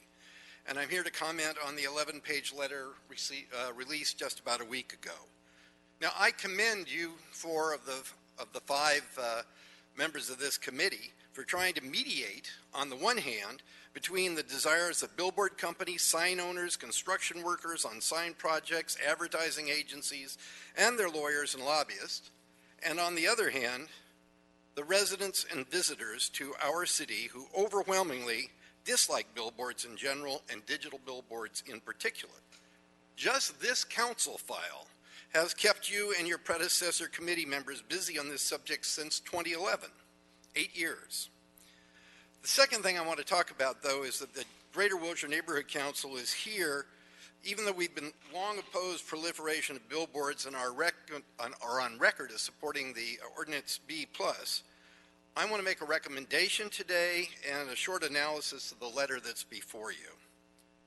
The recommendation is that you further continue for 60 days so all parties may study these options carefully and so the Department of City Planning staff may schedule a minimum of 3 community workshops in different regions of the city so neighbors and their organizational representatives may discuss this carefully with planning staff. And the analysis of why that should be done are the 4 C's: complicated, confusing, constituents, and co-option. It's complicated. There are opt-in provisions, opt-out, 7 options for increasing or decreasing off-site sign locations, in lieu fees, penalties, et cetera, et cetera. That's confusing because it's complicated. For even us lawyers, it's hard to understand all that text in multiple attempts at reading it. What staff wrote is a start. Now we need a collaborative process to explore these new ideas. Constituents. You and your 11 colleagues represent the residents of this city. Billboards are not popular with your constituents. Co-option. A fascinating part of the 11-page letter relates to the request from your committee to define billboard blight. The response in the letter is one of the great ironies, because 35 years ago, Ted Wu, an architect I know, founded a committee, the Coalition to Ban Billboard Blight, and that position is all billboards are blight. To sum up, it's complicated and confusing what's before you, and it needs to have a way to be debated carefully with the planning staff and citizens, and we appreciate if you could do that. Thank you.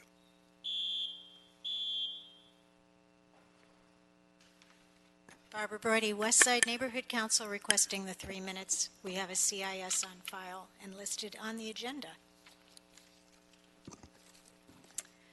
While we're primarily discussing billboards here today, let us remind ourselves that what we are really talking about is the future of LA's visual environment, not for this year, not for tomorrow, but for decades to come. We started this discussion back 8 years ago. The City Planning Commission held 3 long days of hearings and brought forth version B+. We hope that you will discuss version B+, and work with us in looking at it and at the options presented here, some of which are incredibly troubling. We compromised with the city when the version B+ came up because we were behind the 2002 sign ordinance. We also asked that the committee charge the city attorney with reviewing the permits on file now that have been questioned by building and safety that may be illegal, so that all illegal signs are removed. That's not 3 minutes. from the landscape before they're offered as trades. You need to talk about driver distraction. To have a proposal to cluster signs, digital signs at intersections when the city is touting Vision Zero and ways to reduce dangers to pedestrians and motorcyclists and bicyclists is insanity. We had 3 digital signs at one corner in our district, and the traffic never moved when the left turn arrow signaled. People were watching the billboards. I can't tell you which one they were watching, but they were watching the billboards because the left turn arrow came and the left turn arrow left. There's language in here that's incredibly disingenuous, confusing, or all of the above. When you talk about relocating signs, relocation, the word has a meaning. This line says existing off-site sounds would be allowed to relocate to their current locations. That's not relocation. That's an excuse for converting regular signs into digital signs all over the bloody city. When we talk about commercial districts and corridors, you're talking about places now where people live. In the old days, commercial corridors were commercial corridors. We have mixed-use projects. We have TOC projects. We have commercial corridors with residences directly adjacent. We had one digital sign that was in somebody's backyard, basically, but they were in R1, and the commercial property was the host of the sign. There needs to be some notion about equivalency, financial equivalency. We're talking about something that's almost like us going to a used car dealer, a new car dealer. Have you ever gone to a new car dealer with an old clunker and offered to trade it in for a new car? And the dealer says to you, gosh, let me give you the most expensive luxury car on the lot in exchange for your beat-up Ford Taurus. I'd like to do that for you. Well, that's what's being proposed here with some of this relocation stuff. The city should not be up for trade, nor the visual environment for sale. We have a lot to say about this. Neighborhood councils haven't had the time to review it, and we would appreciate that opportunity and to meet with you. Thank you.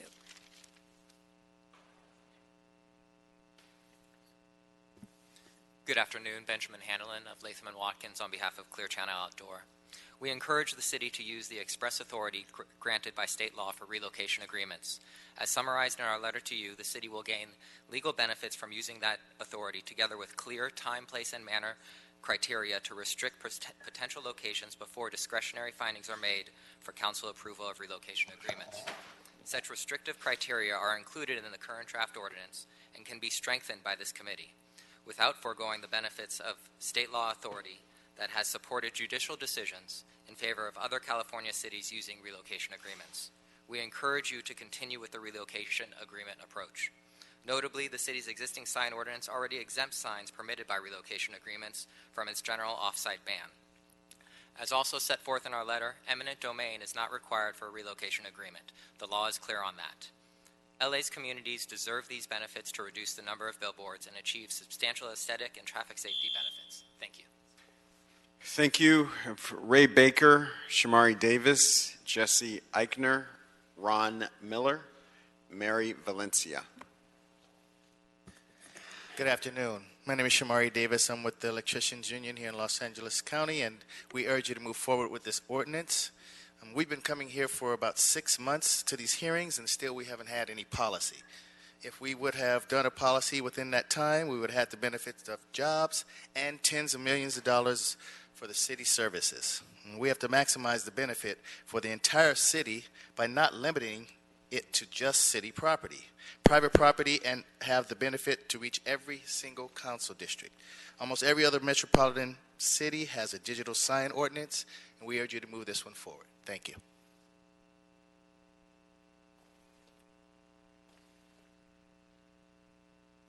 Mary Valencia, Outfront Media. Thank you, council members, for your continued work on this important issue. I represent Outfront Media. We are committed to the highest standards in outdoor advertising and to working with the city to create fair and workable rules for sign reduction. One of our priorities remains ensuring that the ordinance spells out the criteria for processing of applications for relocation agreements. We have heard from city staff that they are concerned about the resource impact of a new ordinance and they want orderly process, and so do we. The concept of limiting the number of applications per company per month responds to this concern. We're happy that the Planning Department is on board with the concept. Provisions for the orderly processing of permit applications should be made part of the ordinance itself, not just included in a policy guidance document. We believe this is the best way to avoid confusion and conflicts. Thank you for your time. Thank you. Good afternoon, Councilman. I'm Ron Miller, Executive Secretary of the LA Orange County Building and Construction Trades Council. We represent 140,000 skilled and trained men and women within LA and Orange County across 50 local unions. We're here today in support of a new digital policy for the City of Los Angeles. We appreciate the effort the city's making in working with billboard companies to make new laws and implement a policy that works good for everybody and the city. I can tell you, I took these talking points out of my file from 2014. We've been here a long time. It's time to move this thing along. You keep polishing it, the paint's going to come off. So let's move this thing along so that we can get it done. The city can make a little bit of money off the billboards. Just alone on the takedown policy, the city constituents will benefit from blighted signs being taken down. So let's move this thing along and get it going. And when I stand up and tell you I got 100% all-union project labor agreement that's going to employ all union labor, believe me, I do. Not like some of the projects you passed here today. They stand up and talk about all union labor. That means a building trades agreement. Thank you, Mr. Thank you. Miller.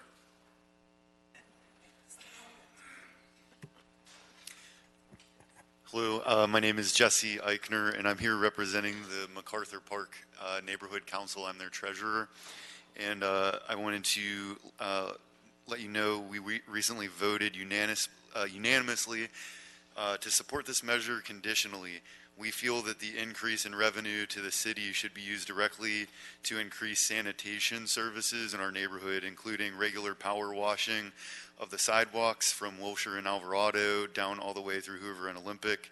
The sidewalks are largely unwalkable due to urine stains from the alcoholics that congregate on Alvarado and 8th because of the human and animal excrement, hypodermic needles, and rats. The mob controls Alvarado and tries to sell me fake IDs every day.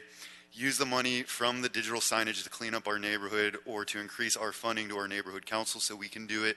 Or you might find yourself in a situation similar to Boston where a bunch of people recently showed up and Make America Great Again hats, cleaned 12 tons of trash in the weekend, and made the city government look completely incompetent. Thank you.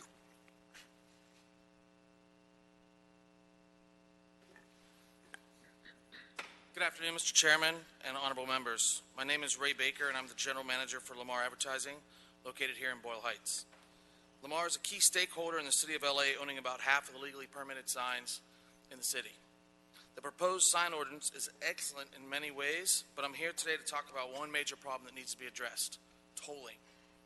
For due process and fairness, the proposed sign ordinance should suspend the accrual of penalties during this three-step appeal process. The city already has this provision for the first stage of the three-part process, which is the appeal to building and safety. This principle should be extended for the next two stages, Planning Commission and City Council. This is a very big issue that needs to be addressed. Otherwise, companies will be forced to seek relief in the courts, which is something we all would like to avoid. Thank you for your consideration and hard work in getting us closer to a sensible digital sign policy in Los Angeles. We have submitted a letter on behalf of this in more detail as well. Thank you. Thank you. Margarita Amador, Khan Matu, looks like Ricky, Derek Ryder, Olivia Lee.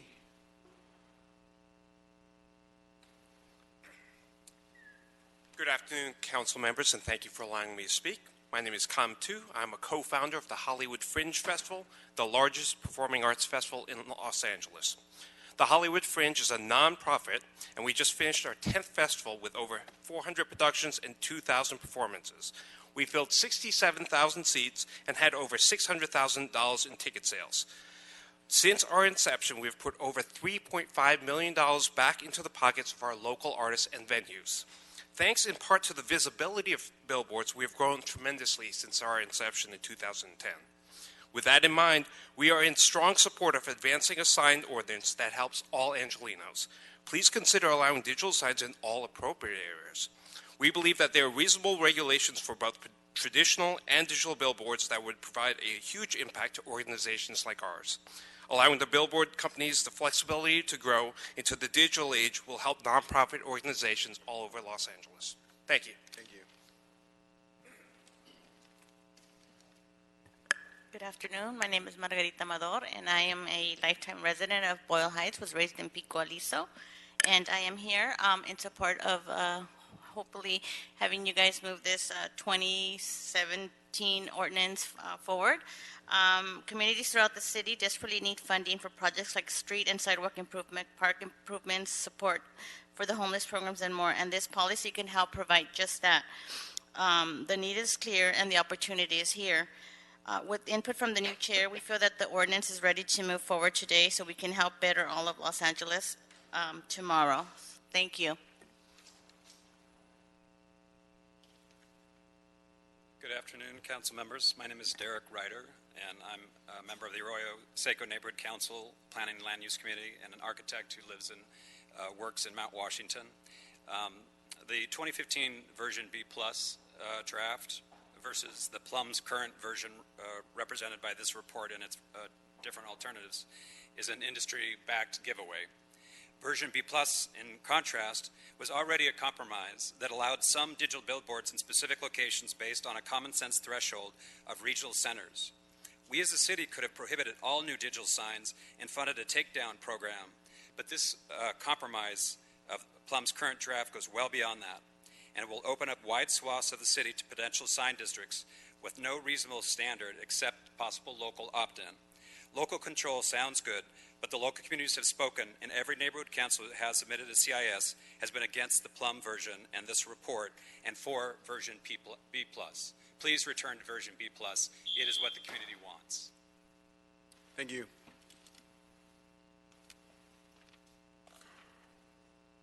Council members, this is Rich Waters for Rick. I'm sorry about my mistyping. I also put this forward to you guys. I don't know if you have it or not, but it's my suggestions. This is actually not about money, but about quality of life of your constituents. All of the neighborhood councils have signed up saying this is a really bad idea, and it would be nice if you could listen to your constituents. I have some. If you must pass this, then I would suggest these suggestions.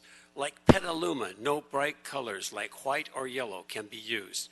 Nothing the over-illuminated brightness should be determined by a code of measurement expected by a city inspector. Those inspectors must get a yearly fee for each sign, so they can pay their salaries to go out and make sure that these guys are complying with the rules. Thank you. Good afternoon, council members. Olivia Liu, the LA Area Chamber of Commerce, here in support of the proposed sign ordinance. The proposed sign ordinance before you establishes a path for modernized sign policy by permitting appropriately placed digital signs in exchange for reduction of existing billboards, all while allowing the community to significantly weigh in. Additionally, this ordinance will create a source of revenue for public benefits supporting city services and programs that address homelessness, infrastructure, parks and recreation, and more. These community benefits will also be tailored by and for specific neighborhoods, so investments go where they need the most. We've advocated on behalf of this policy that you have before you today at countless public hearings and urge you to move this policy out of Plum today and to ensure that it moves forward with both private and public property included. Thank you so much for your consideration. Thank you so much. Dan Silver, Phil Recht, Brenda Martinez, Daniel Friedman, Stash Molesky, Bruno Hernandez.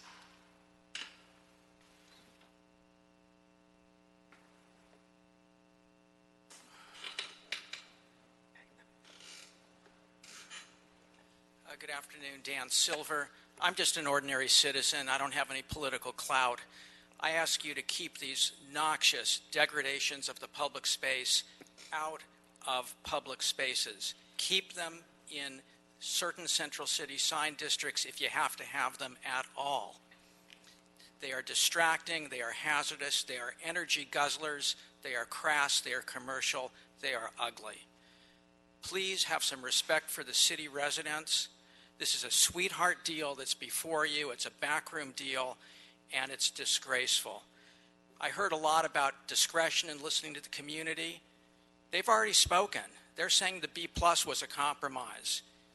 So please don't try to fool people. If you're serious about it, do B+. Thank you.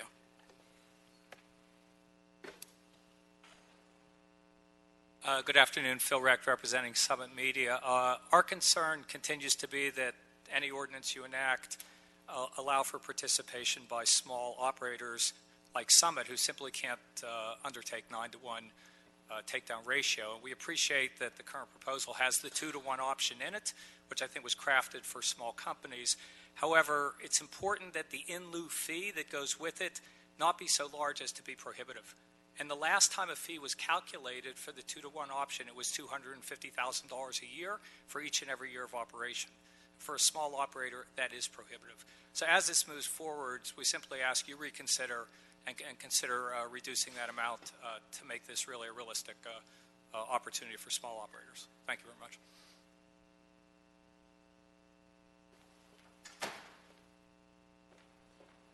Good afternoon. My name is Daniel Friedman. With the offices of Jeffer Mangels, Butler, Mitchell. I actually also represent a small operator named Overall Murals. They do mural advertising. I want to echo the speaker before me's comment. This concept of having an equity component makes a lot of sense. The 2-to-1 takedown is still unduly prohibitive. The fact is, most people do support signage in the city.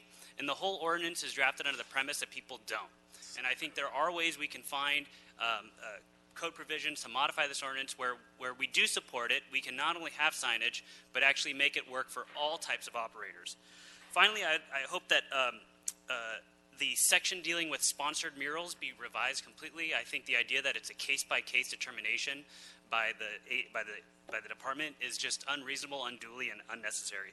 Finally, I hope that we can find a way to promote mural advertising, which we think is something that everyone does like in the city. Thank you so much, Councilman. Thank you.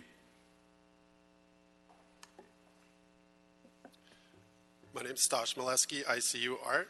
I'd like to request that you carve out space for hand-painted commercial murals as part of the new sign ordinance. The Fine Art Mural Ordinance of 2013 is inadequate and does not allow for muralists to survive with a living wage. Very few artists have gone through this process. With the DCA program, you cannot have a logo or any commercial message. You cannot pay the building owner for the mural placement, and the mural must remain in place for a minimum of 2 years. Now we're being locked out of the sign ordinance because we do not have existing billboard permits to trade out for off-premise sign permits. New off-premise sign permits have not been issued in LA for over 15 years, except as part of a development or a trade-off. We must be able to have agreements with building owners that can provide spaces where we can have rotating murals for on- and off-premise clients. We can offer a range of community benefits. We can paint fine art murals on these walls in between commercial murals or on nearby walls. We can limit mural space to specific areas such as retail corridors, and we can do graffiti removal in the neighborhoods. We'll work with you and the neighborhood councils and other stakeholders to make this something that works for the community. That's your time. Thank you. Good afternoon. My name is Bruno Hernandez. I'm the executive director of the STP Foundation. It's an art-based nonprofit that curates the Venice Art Wall program through Mike Bonin, and most recently Be Creative, a pre-arrest diversion program. I'm also the community interest officer for the Venice Neighborhood Council and serve as the chairman of the Arts Committee. I'm here today on behalf of many of our artists, muralists, and youth invested in our culture to find out how we fit into this newly proposed ordinance. We've painted murals that are currently up in many, if not all, of the city's districts, educated public through workshops, and helped the city with graffiti abatement programming for well over 30 years. This proposed ordinance would not allow us to obtain much needed funding for our organization. We need all of the help available to continue to provide free public community programming. Corporate sponsorship and projects are a vital resource that allow us to maintain our mission that's always been focused on serving the people. Thank you. Thank you. Hello, good afternoon. My name is Brenda Martinez. I would like everyone Can you get a little closer to the mic, please? Mr. City, if you could turn around and listen, I will appreciate that. Thank you. So first of all, I think that we should vote about this before, before we vote about this, everybody should be present. The whole board should be present. I am representing the city of Boyle Heights. We are the residents, we live there, and we don't want this. As it is, we're fighting 5G towers, antennas, small boxes being placed in our neighborhood left and right with no accountability from the city, no accountability from private owners, no accountability from commercial owners. So we need to be listened to. We are the constituents. We are the people who live in those neighborhoods. We do not want those. We don't want them. This it's all about money, and they said it's the best interest for everybody. We live there. It's not for our best interest. Thank you. Thank you. Jose Carrillo, Jacqueline Mumph, Nina Womack, Alex Sumberg, Dominic Shiano. Good evening. I'm a muralist for Boyle Heights for almost past 20 plus years. This whole thing has been moved by so many art. Sometimes we help so many people in the youth to come out of gangs and drugs and stuff like that through this kind of art. So we kind of want your support to support this hand painting murals company. Thank you. Thank you.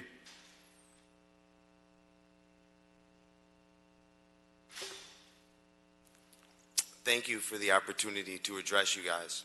I wanted to say my name is Dominic Schiano, and I represent the Venice Art Walls and the STP Foundation. I am one of the artists, one of many artists here, and millions that I represent. And I am one of the people that this directly affects. I do not support this in the fact that I need as many avenues as possible in order to provide for my family and loved ones. And I believe this impedes that. So thank you very much for the opportunity to speak.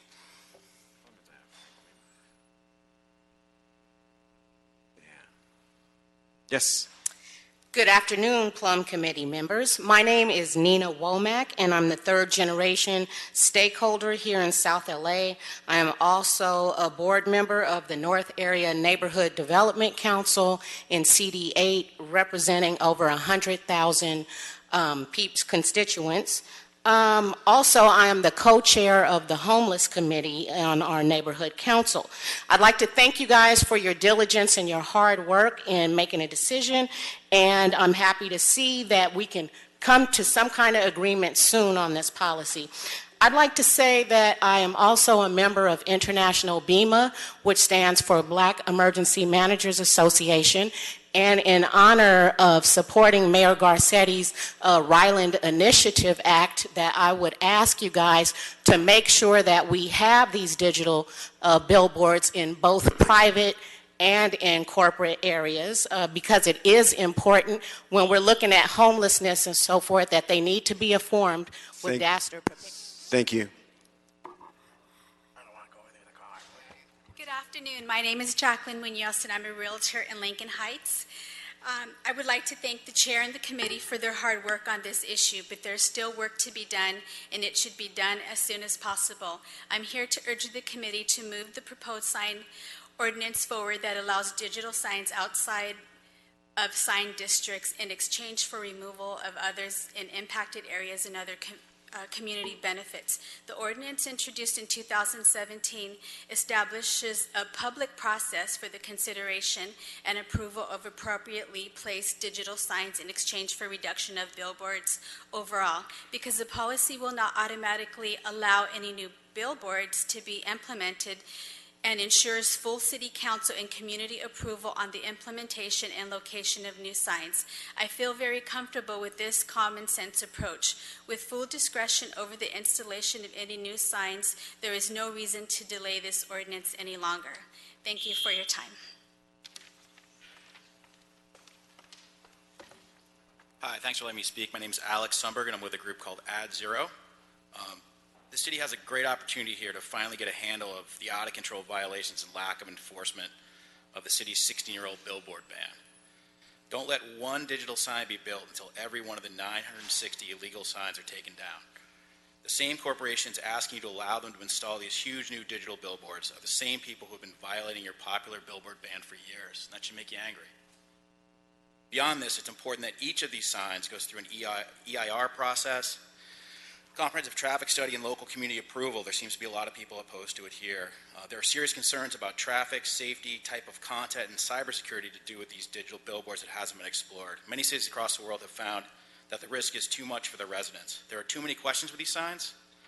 Make the companies that make millions off these signs do the due diligence. I actually have a sample bill I'd like to submit to you guys to detail some things you could add to it. That's okay. Thank you.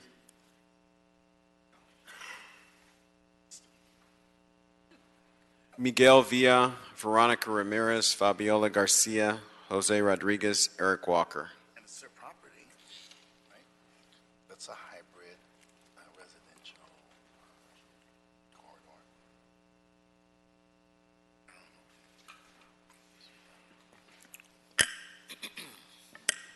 All right, good afternoon, Council. My name is Eric Walker. I'm an artist from the city of LA, and I'm here on behalf of talented artists to be able to paint murals throughout the city of Los Angeles and also be able to earn income from painting advertisement murals as well. I feel personally that there's enough space for both sides to be able to do something to advertise, and not only that, but to do murals that mean something that holds value within the community to make a difference. So on that note, I hope that you guys take that under consideration. Me, myself, as an artist, I've been able to grow from doing things and to also inspire other up-and-coming artists throughout the community. So thank you for listening, and please take that under consideration. Heidi Philstein, Paul Nandi, Jose Hernandez, Jose Rodriguez. Good afternoon, committee members. I'm Heidi Feldstein, representing the Pico Neighborhood Council. I hope not to need 3 minutes, but I may need more than one. Sure. We submitted our CIS on May 18th, 2017. That was before I was vice president and long before I was co-chair of our land use committee. We have taken a look at this, and I've actually spoken to people who were more involved in the process at the time than I was. The B+ was, in fact, the plus is there because that was the compromise. That was the middle road. That's when residents and outdoor advertisers came together and agreed on a B+ path, and I would urge you not to stray from that path. I'm sympathetic to the idea of art and murals. That is certainly something that can be taken up as an amendment in a separate community process, but there is no reason to deviate from B+ to go into a tier 3 or some other kind of ordinance. Your residents and your communities and your neighborhood councils have spoken. I would urge you to stick to that path. Going back to basic principles, we would have 3 concerns. The first is traffic safety. Digital signs, especially those that move, really there's study after study that shows that when they're near highways, when they can be seen visibly from roads, particularly roads where cars are speeding or people are texting because they're stuck in traffic, that can create death. That's a real public safety risk. And so I would urge you not to have anything that would allow digital signs on private property or on a parcel-by-parcel basis where the city can't evaluate the safety considerations. Light pollution is a problem in our city, and it's a problem not only in residential neighborhoods, but as we build up for space, as we do TOC projects, having a large billboard, even at the top of a building, shines light into apartments and makes them much, much less desirable places to live. And the final thing is that we are in tremendous competition for land use. Everybody knows that. And we've all heard time and time again how housing first. Land use ought to be about housing. Well, permitting billboards as an alternative revenue source to private property owners, particularly if the split roll from Prop 13 doesn't pass, simply gives commercial owners a way not to sell and not to develop the housing that we need within existing zoning. This ordinance at this point is a little bit like the land use bills coming out of Sacramento. It's a bit of a zombie bill. And I would urge you, please, to just pass B+ and then consider murals in a different context. Thank you. Thank you. Good afternoon, members of the council. My name is Paul Nandi. I'm an artist based in Los Angeles. I also work as a contractor on mural projects, both commercial and fine art. I'm asking that handcrafted, hand-painted murals have a separate designation from mass-produced, machine-made billboards. Small businesses that do hand painted murals that contain commercial messaging should have a permit process and should be able to participate with legal murals in the city of Los Angeles. Hand painted murals should also not be subject to the proposed civil administrative penalties of off-site sign violations of mass-produced machine-made billboards. Thank you. Thank you. Are there any other folks who signed up to speak who have not been called?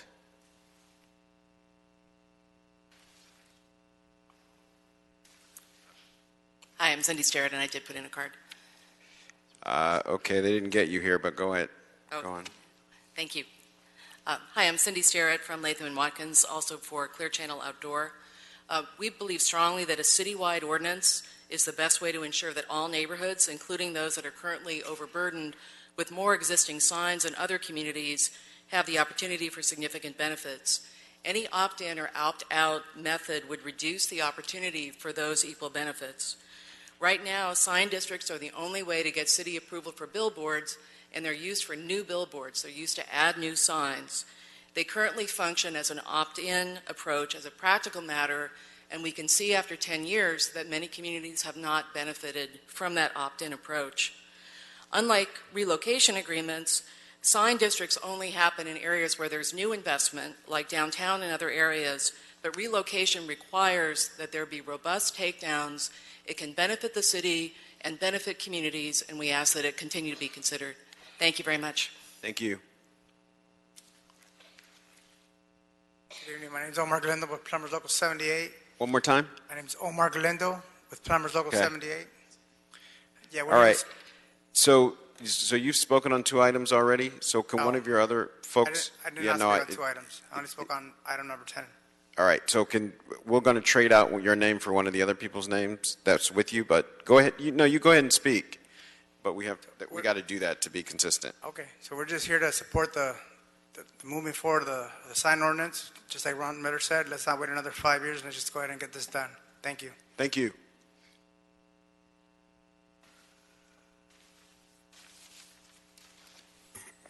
Council members, my name is Craig Lawson. I did submit a electronic Yeah, card. you're here. I called you earlier, but let's do it. Okay. I'm a land use consultant at Craig Lawson and Company in Los Angeles. The pending citywide sign ordinance, which is before you, would significantly change the rules relating to signage supplemental use districts, otherwise known as SUDs. In order to provide fairness and continuity to those who have already filed SUD applications, which are currently pending, we request that you adjust the grandfather date in the draft ordinance from what is currently listed as May 31st of 2017, and adjust it to sometime in November of 2018, such as like November 10th of 2018. That request would allow those applications to move forward without a change in the rules during the time that they're being processed. Thank you very much. Thank you. Piedmont Brown, Ironworkers, 433. I spoke several times on the digital signs. I always speak about the safety, the use of the fire department, the police department. I hope you guys approve this. I'm sure those folks could use it. Thank you very much. Thank you. My name is Kelly Bruno Nelson. I'm the president and CEO. Kelly, one more time. Kelly Bruno Nelson. Okay, got it. Thank you, Kelly Bruno. Got it. No problem. I'm the president and CEO of the National Health Foundation. NHF is committed to addressing the root causes of health disparities by working hand in hand with communities. We're dedicated to improving the health of individuals in under-resourced communities and are very proud of our new recuperative care facility we recently opened in the Pico Union District just a few miles away. We work as a team with the community using empathy and social justice as our guideposts. I was disappointed to learn that social justice has been largely ignored when it comes to policies like the one before us today. I understand that our most under-resourced neighborhoods are the ones with the most billboards, many of which are located in our neighbors' front yards. What you have before you today is an opportunity to take down a significant amount of billboards in our under-resourced neighborhoods and create revenue streams that might help to level the playing field in our city.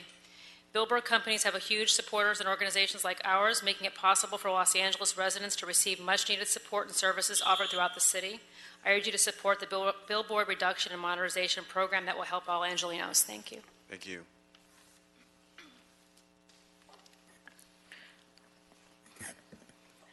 Good afternoon, council members. My name is Hortensia Tamayo, and I live in Boyle Heights.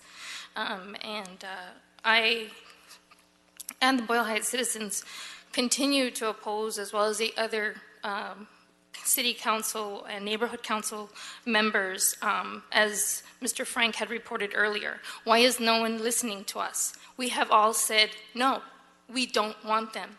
I know where to get my McDonald's. I know where to buy a Coca-Cola. I know where Verizon offices are. I don't need help to find your businesses. This is all about profit. This is nothing. Every time somebody comes up here and talks about the citizens that are being affected, it doesn't seem like anyone is listening. I have never been to one of these meetings. I have missed work listening to this today, and it is nerve-wracking to hear how much money everyone is tempting us with when no one is listening to us and our health issues and the fact that this could be detrimental to us. We don't want it. Please listen to us. Thank you. Good afternoon, council members. My name is Hortensia Tamayo, and I have lived in the Boyle Heights area for about 65 years. I oppose the placement of new electronic billboards outside of the commercial area. They are allowed to be in certain areas, so I also urge the City Council to uphold the 2002 ban and protect us from this digital advertising. We do not need or want it. There are so many devices that are so harmful to the people, but it's sad to say that money talks, and it doesn't matter what people need or want, and that we do not want. Thank you. Anyone else who filled out a card or entered their name into the kiosk who has not been called? All right. I'll ask our Department of City Planning to come back and address the issues as you see fit.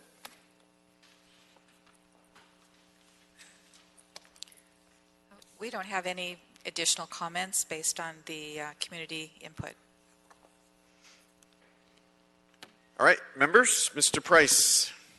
Thank you, Mr. Chairman. I just want to, first of all, thank the public for their comments, well thought out comments.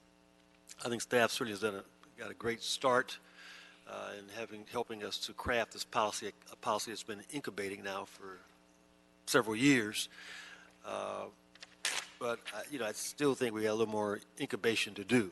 I certainly am supportive of an approach that gives the most discretion possible to council offices, and that we look at, obviously, opportunities to generate revenue, but also improve the quality of life. And I think several of the speakers referenced that.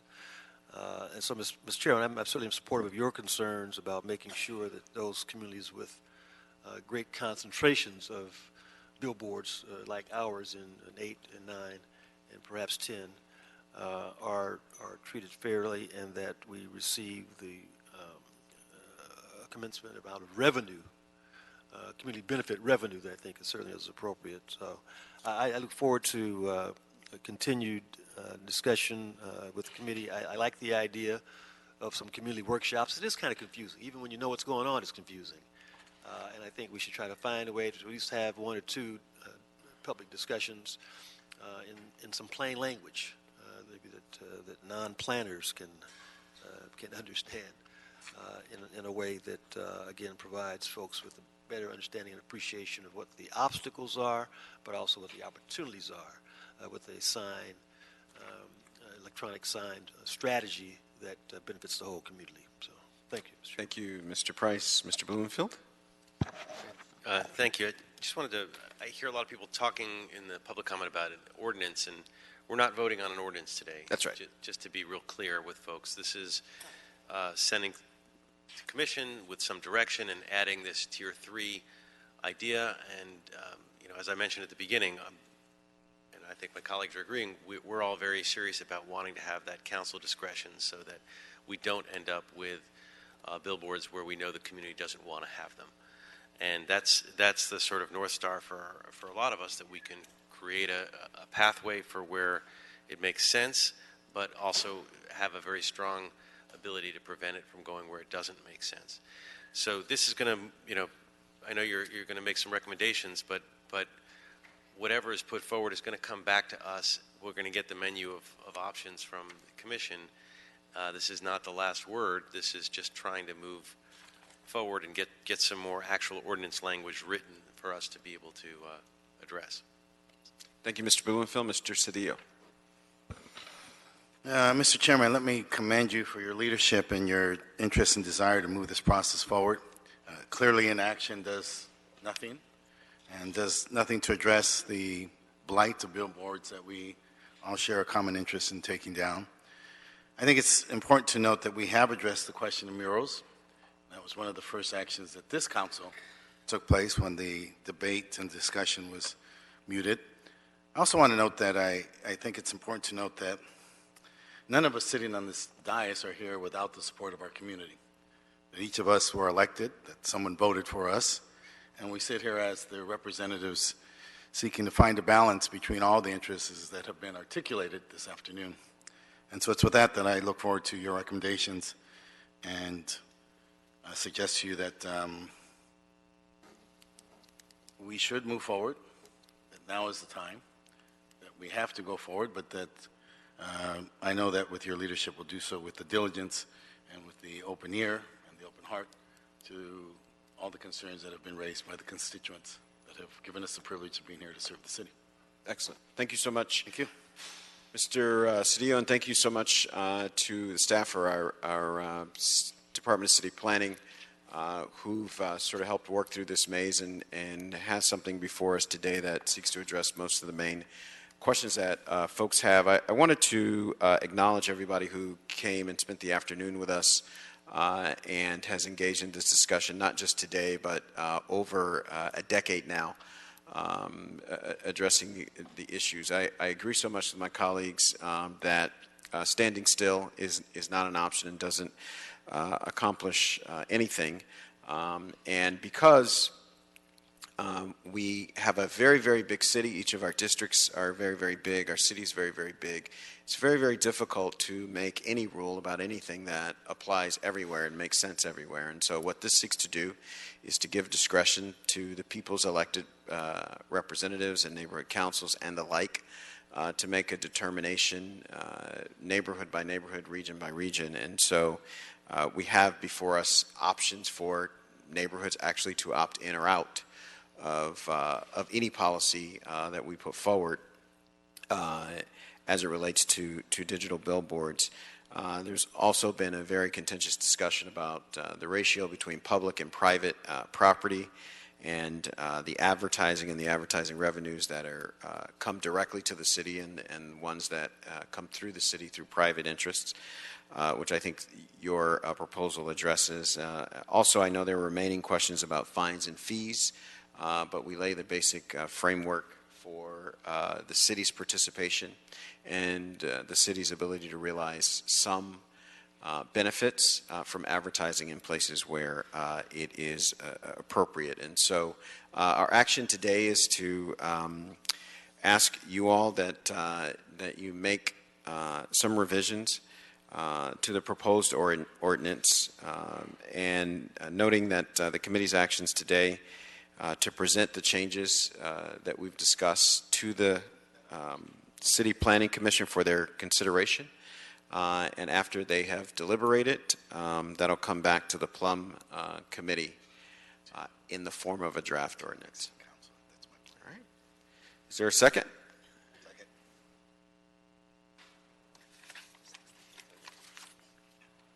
No, this isn't Oaxaca. 6 in Union.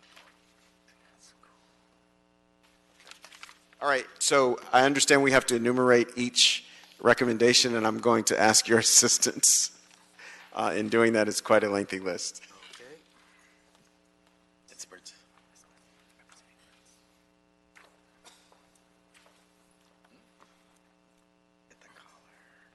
Here are the recommendations. establish a Tier 3 sign district to allow digital signs and commercial designations outside of regional centers. Enhance the standards by which digital signs can be located by creating more nuanced criteria that account for heavily trafficked commercial corridors, limiting placement to certain commercial nodes, establishing height limitations, hours of operation, refresh rates, and other criteria. These standards should be applicable to signs seeking a relocation agreement. Next, that the standards also have minimum thresholds to prevent an overconcentration of small signs. Next, establish a process by which deviations from these standards would require a discretionary approval that would require the consideration, approval, and/or would be appealable to the City Council. Next, include opt-out provisions that would prohibit the participation of digital signage, including takedown and in lieu, by community plan area, and incorporate provisions that would spell out the process by which a community plan area may opt out once the ordinance has been adopted. Next, request that the DCP further study and define blight based on the number of signs in a particular geography, as well as signs located in residential zones. Next, request that the ordinance be drafted to direct a minimum of 50% of the takedown come from billboard blighted areas, and the other 50% come from signs in the vicinity of where a digital sign is located. Next, request that a minimum of 50% of the in lieu fee be directed in areas identified as billboard blighted areas. Next, request that DCP define public as land or assets owned by the City of Los Angeles or other governmental agency within the City of Los Angeles, with which the City of Los Angeles has an MOU or other agreement expressly permitting off-site digital signage within the City of Los Angeles. Next, request that the DCP establish a citywide cap of new digital signs, both in number of signs and overall square footage. Next, based on a citywide cap, request that DCP establish a phasing program whereby signs in public areas would be permitted before digital signs can be located on private property. Next, request that the penalties proposed in the ordinance be expanded to property owners. Next, that these be in addition to any administrative fees related to code enforcement currently in place. And lastly, that the penalties identified in the December 2017 report be updated to reflect current values and that the penalties be updated on an annual basis. All right, that concludes our recommendations. And so with those recommendations, we'll move that we send this item to the Planning Commission. It's been moved. Is there a second? Second. Second by Mr. Blumenfeld. Without objection, that'll be the order. Do we have any other business for today? Yes, you do. Adrian Corsani, City Attorney's Office. There was some confusion with the actions taken on items 10 and 11 in that the conditions appear to have been imposed on the opposite entitlements. Okay. So if you could move to reconsider that item and then clarify the instruction for the record. So we're moving to reconsider items 10 and 11 or just 10? 10 and 11. So there's a motion to reconsider items 10 or 11. Is there a second? 10 and 11? Seconded by Mr. Blumenfeld. All right, so we're reconsidering those. To clarify that the conditions that were imposed on item 10 actually be imposed on the entitlements related to item number 11. All right, so we'll amend item number 11 to include the recommendations from Council District 13. That's a motion. Second. Seconded by Mr. Blumenfeld. Without objection, that'll be the order. All right, are we all set? All set. Excellent. We're adjourned. Thank you all so much.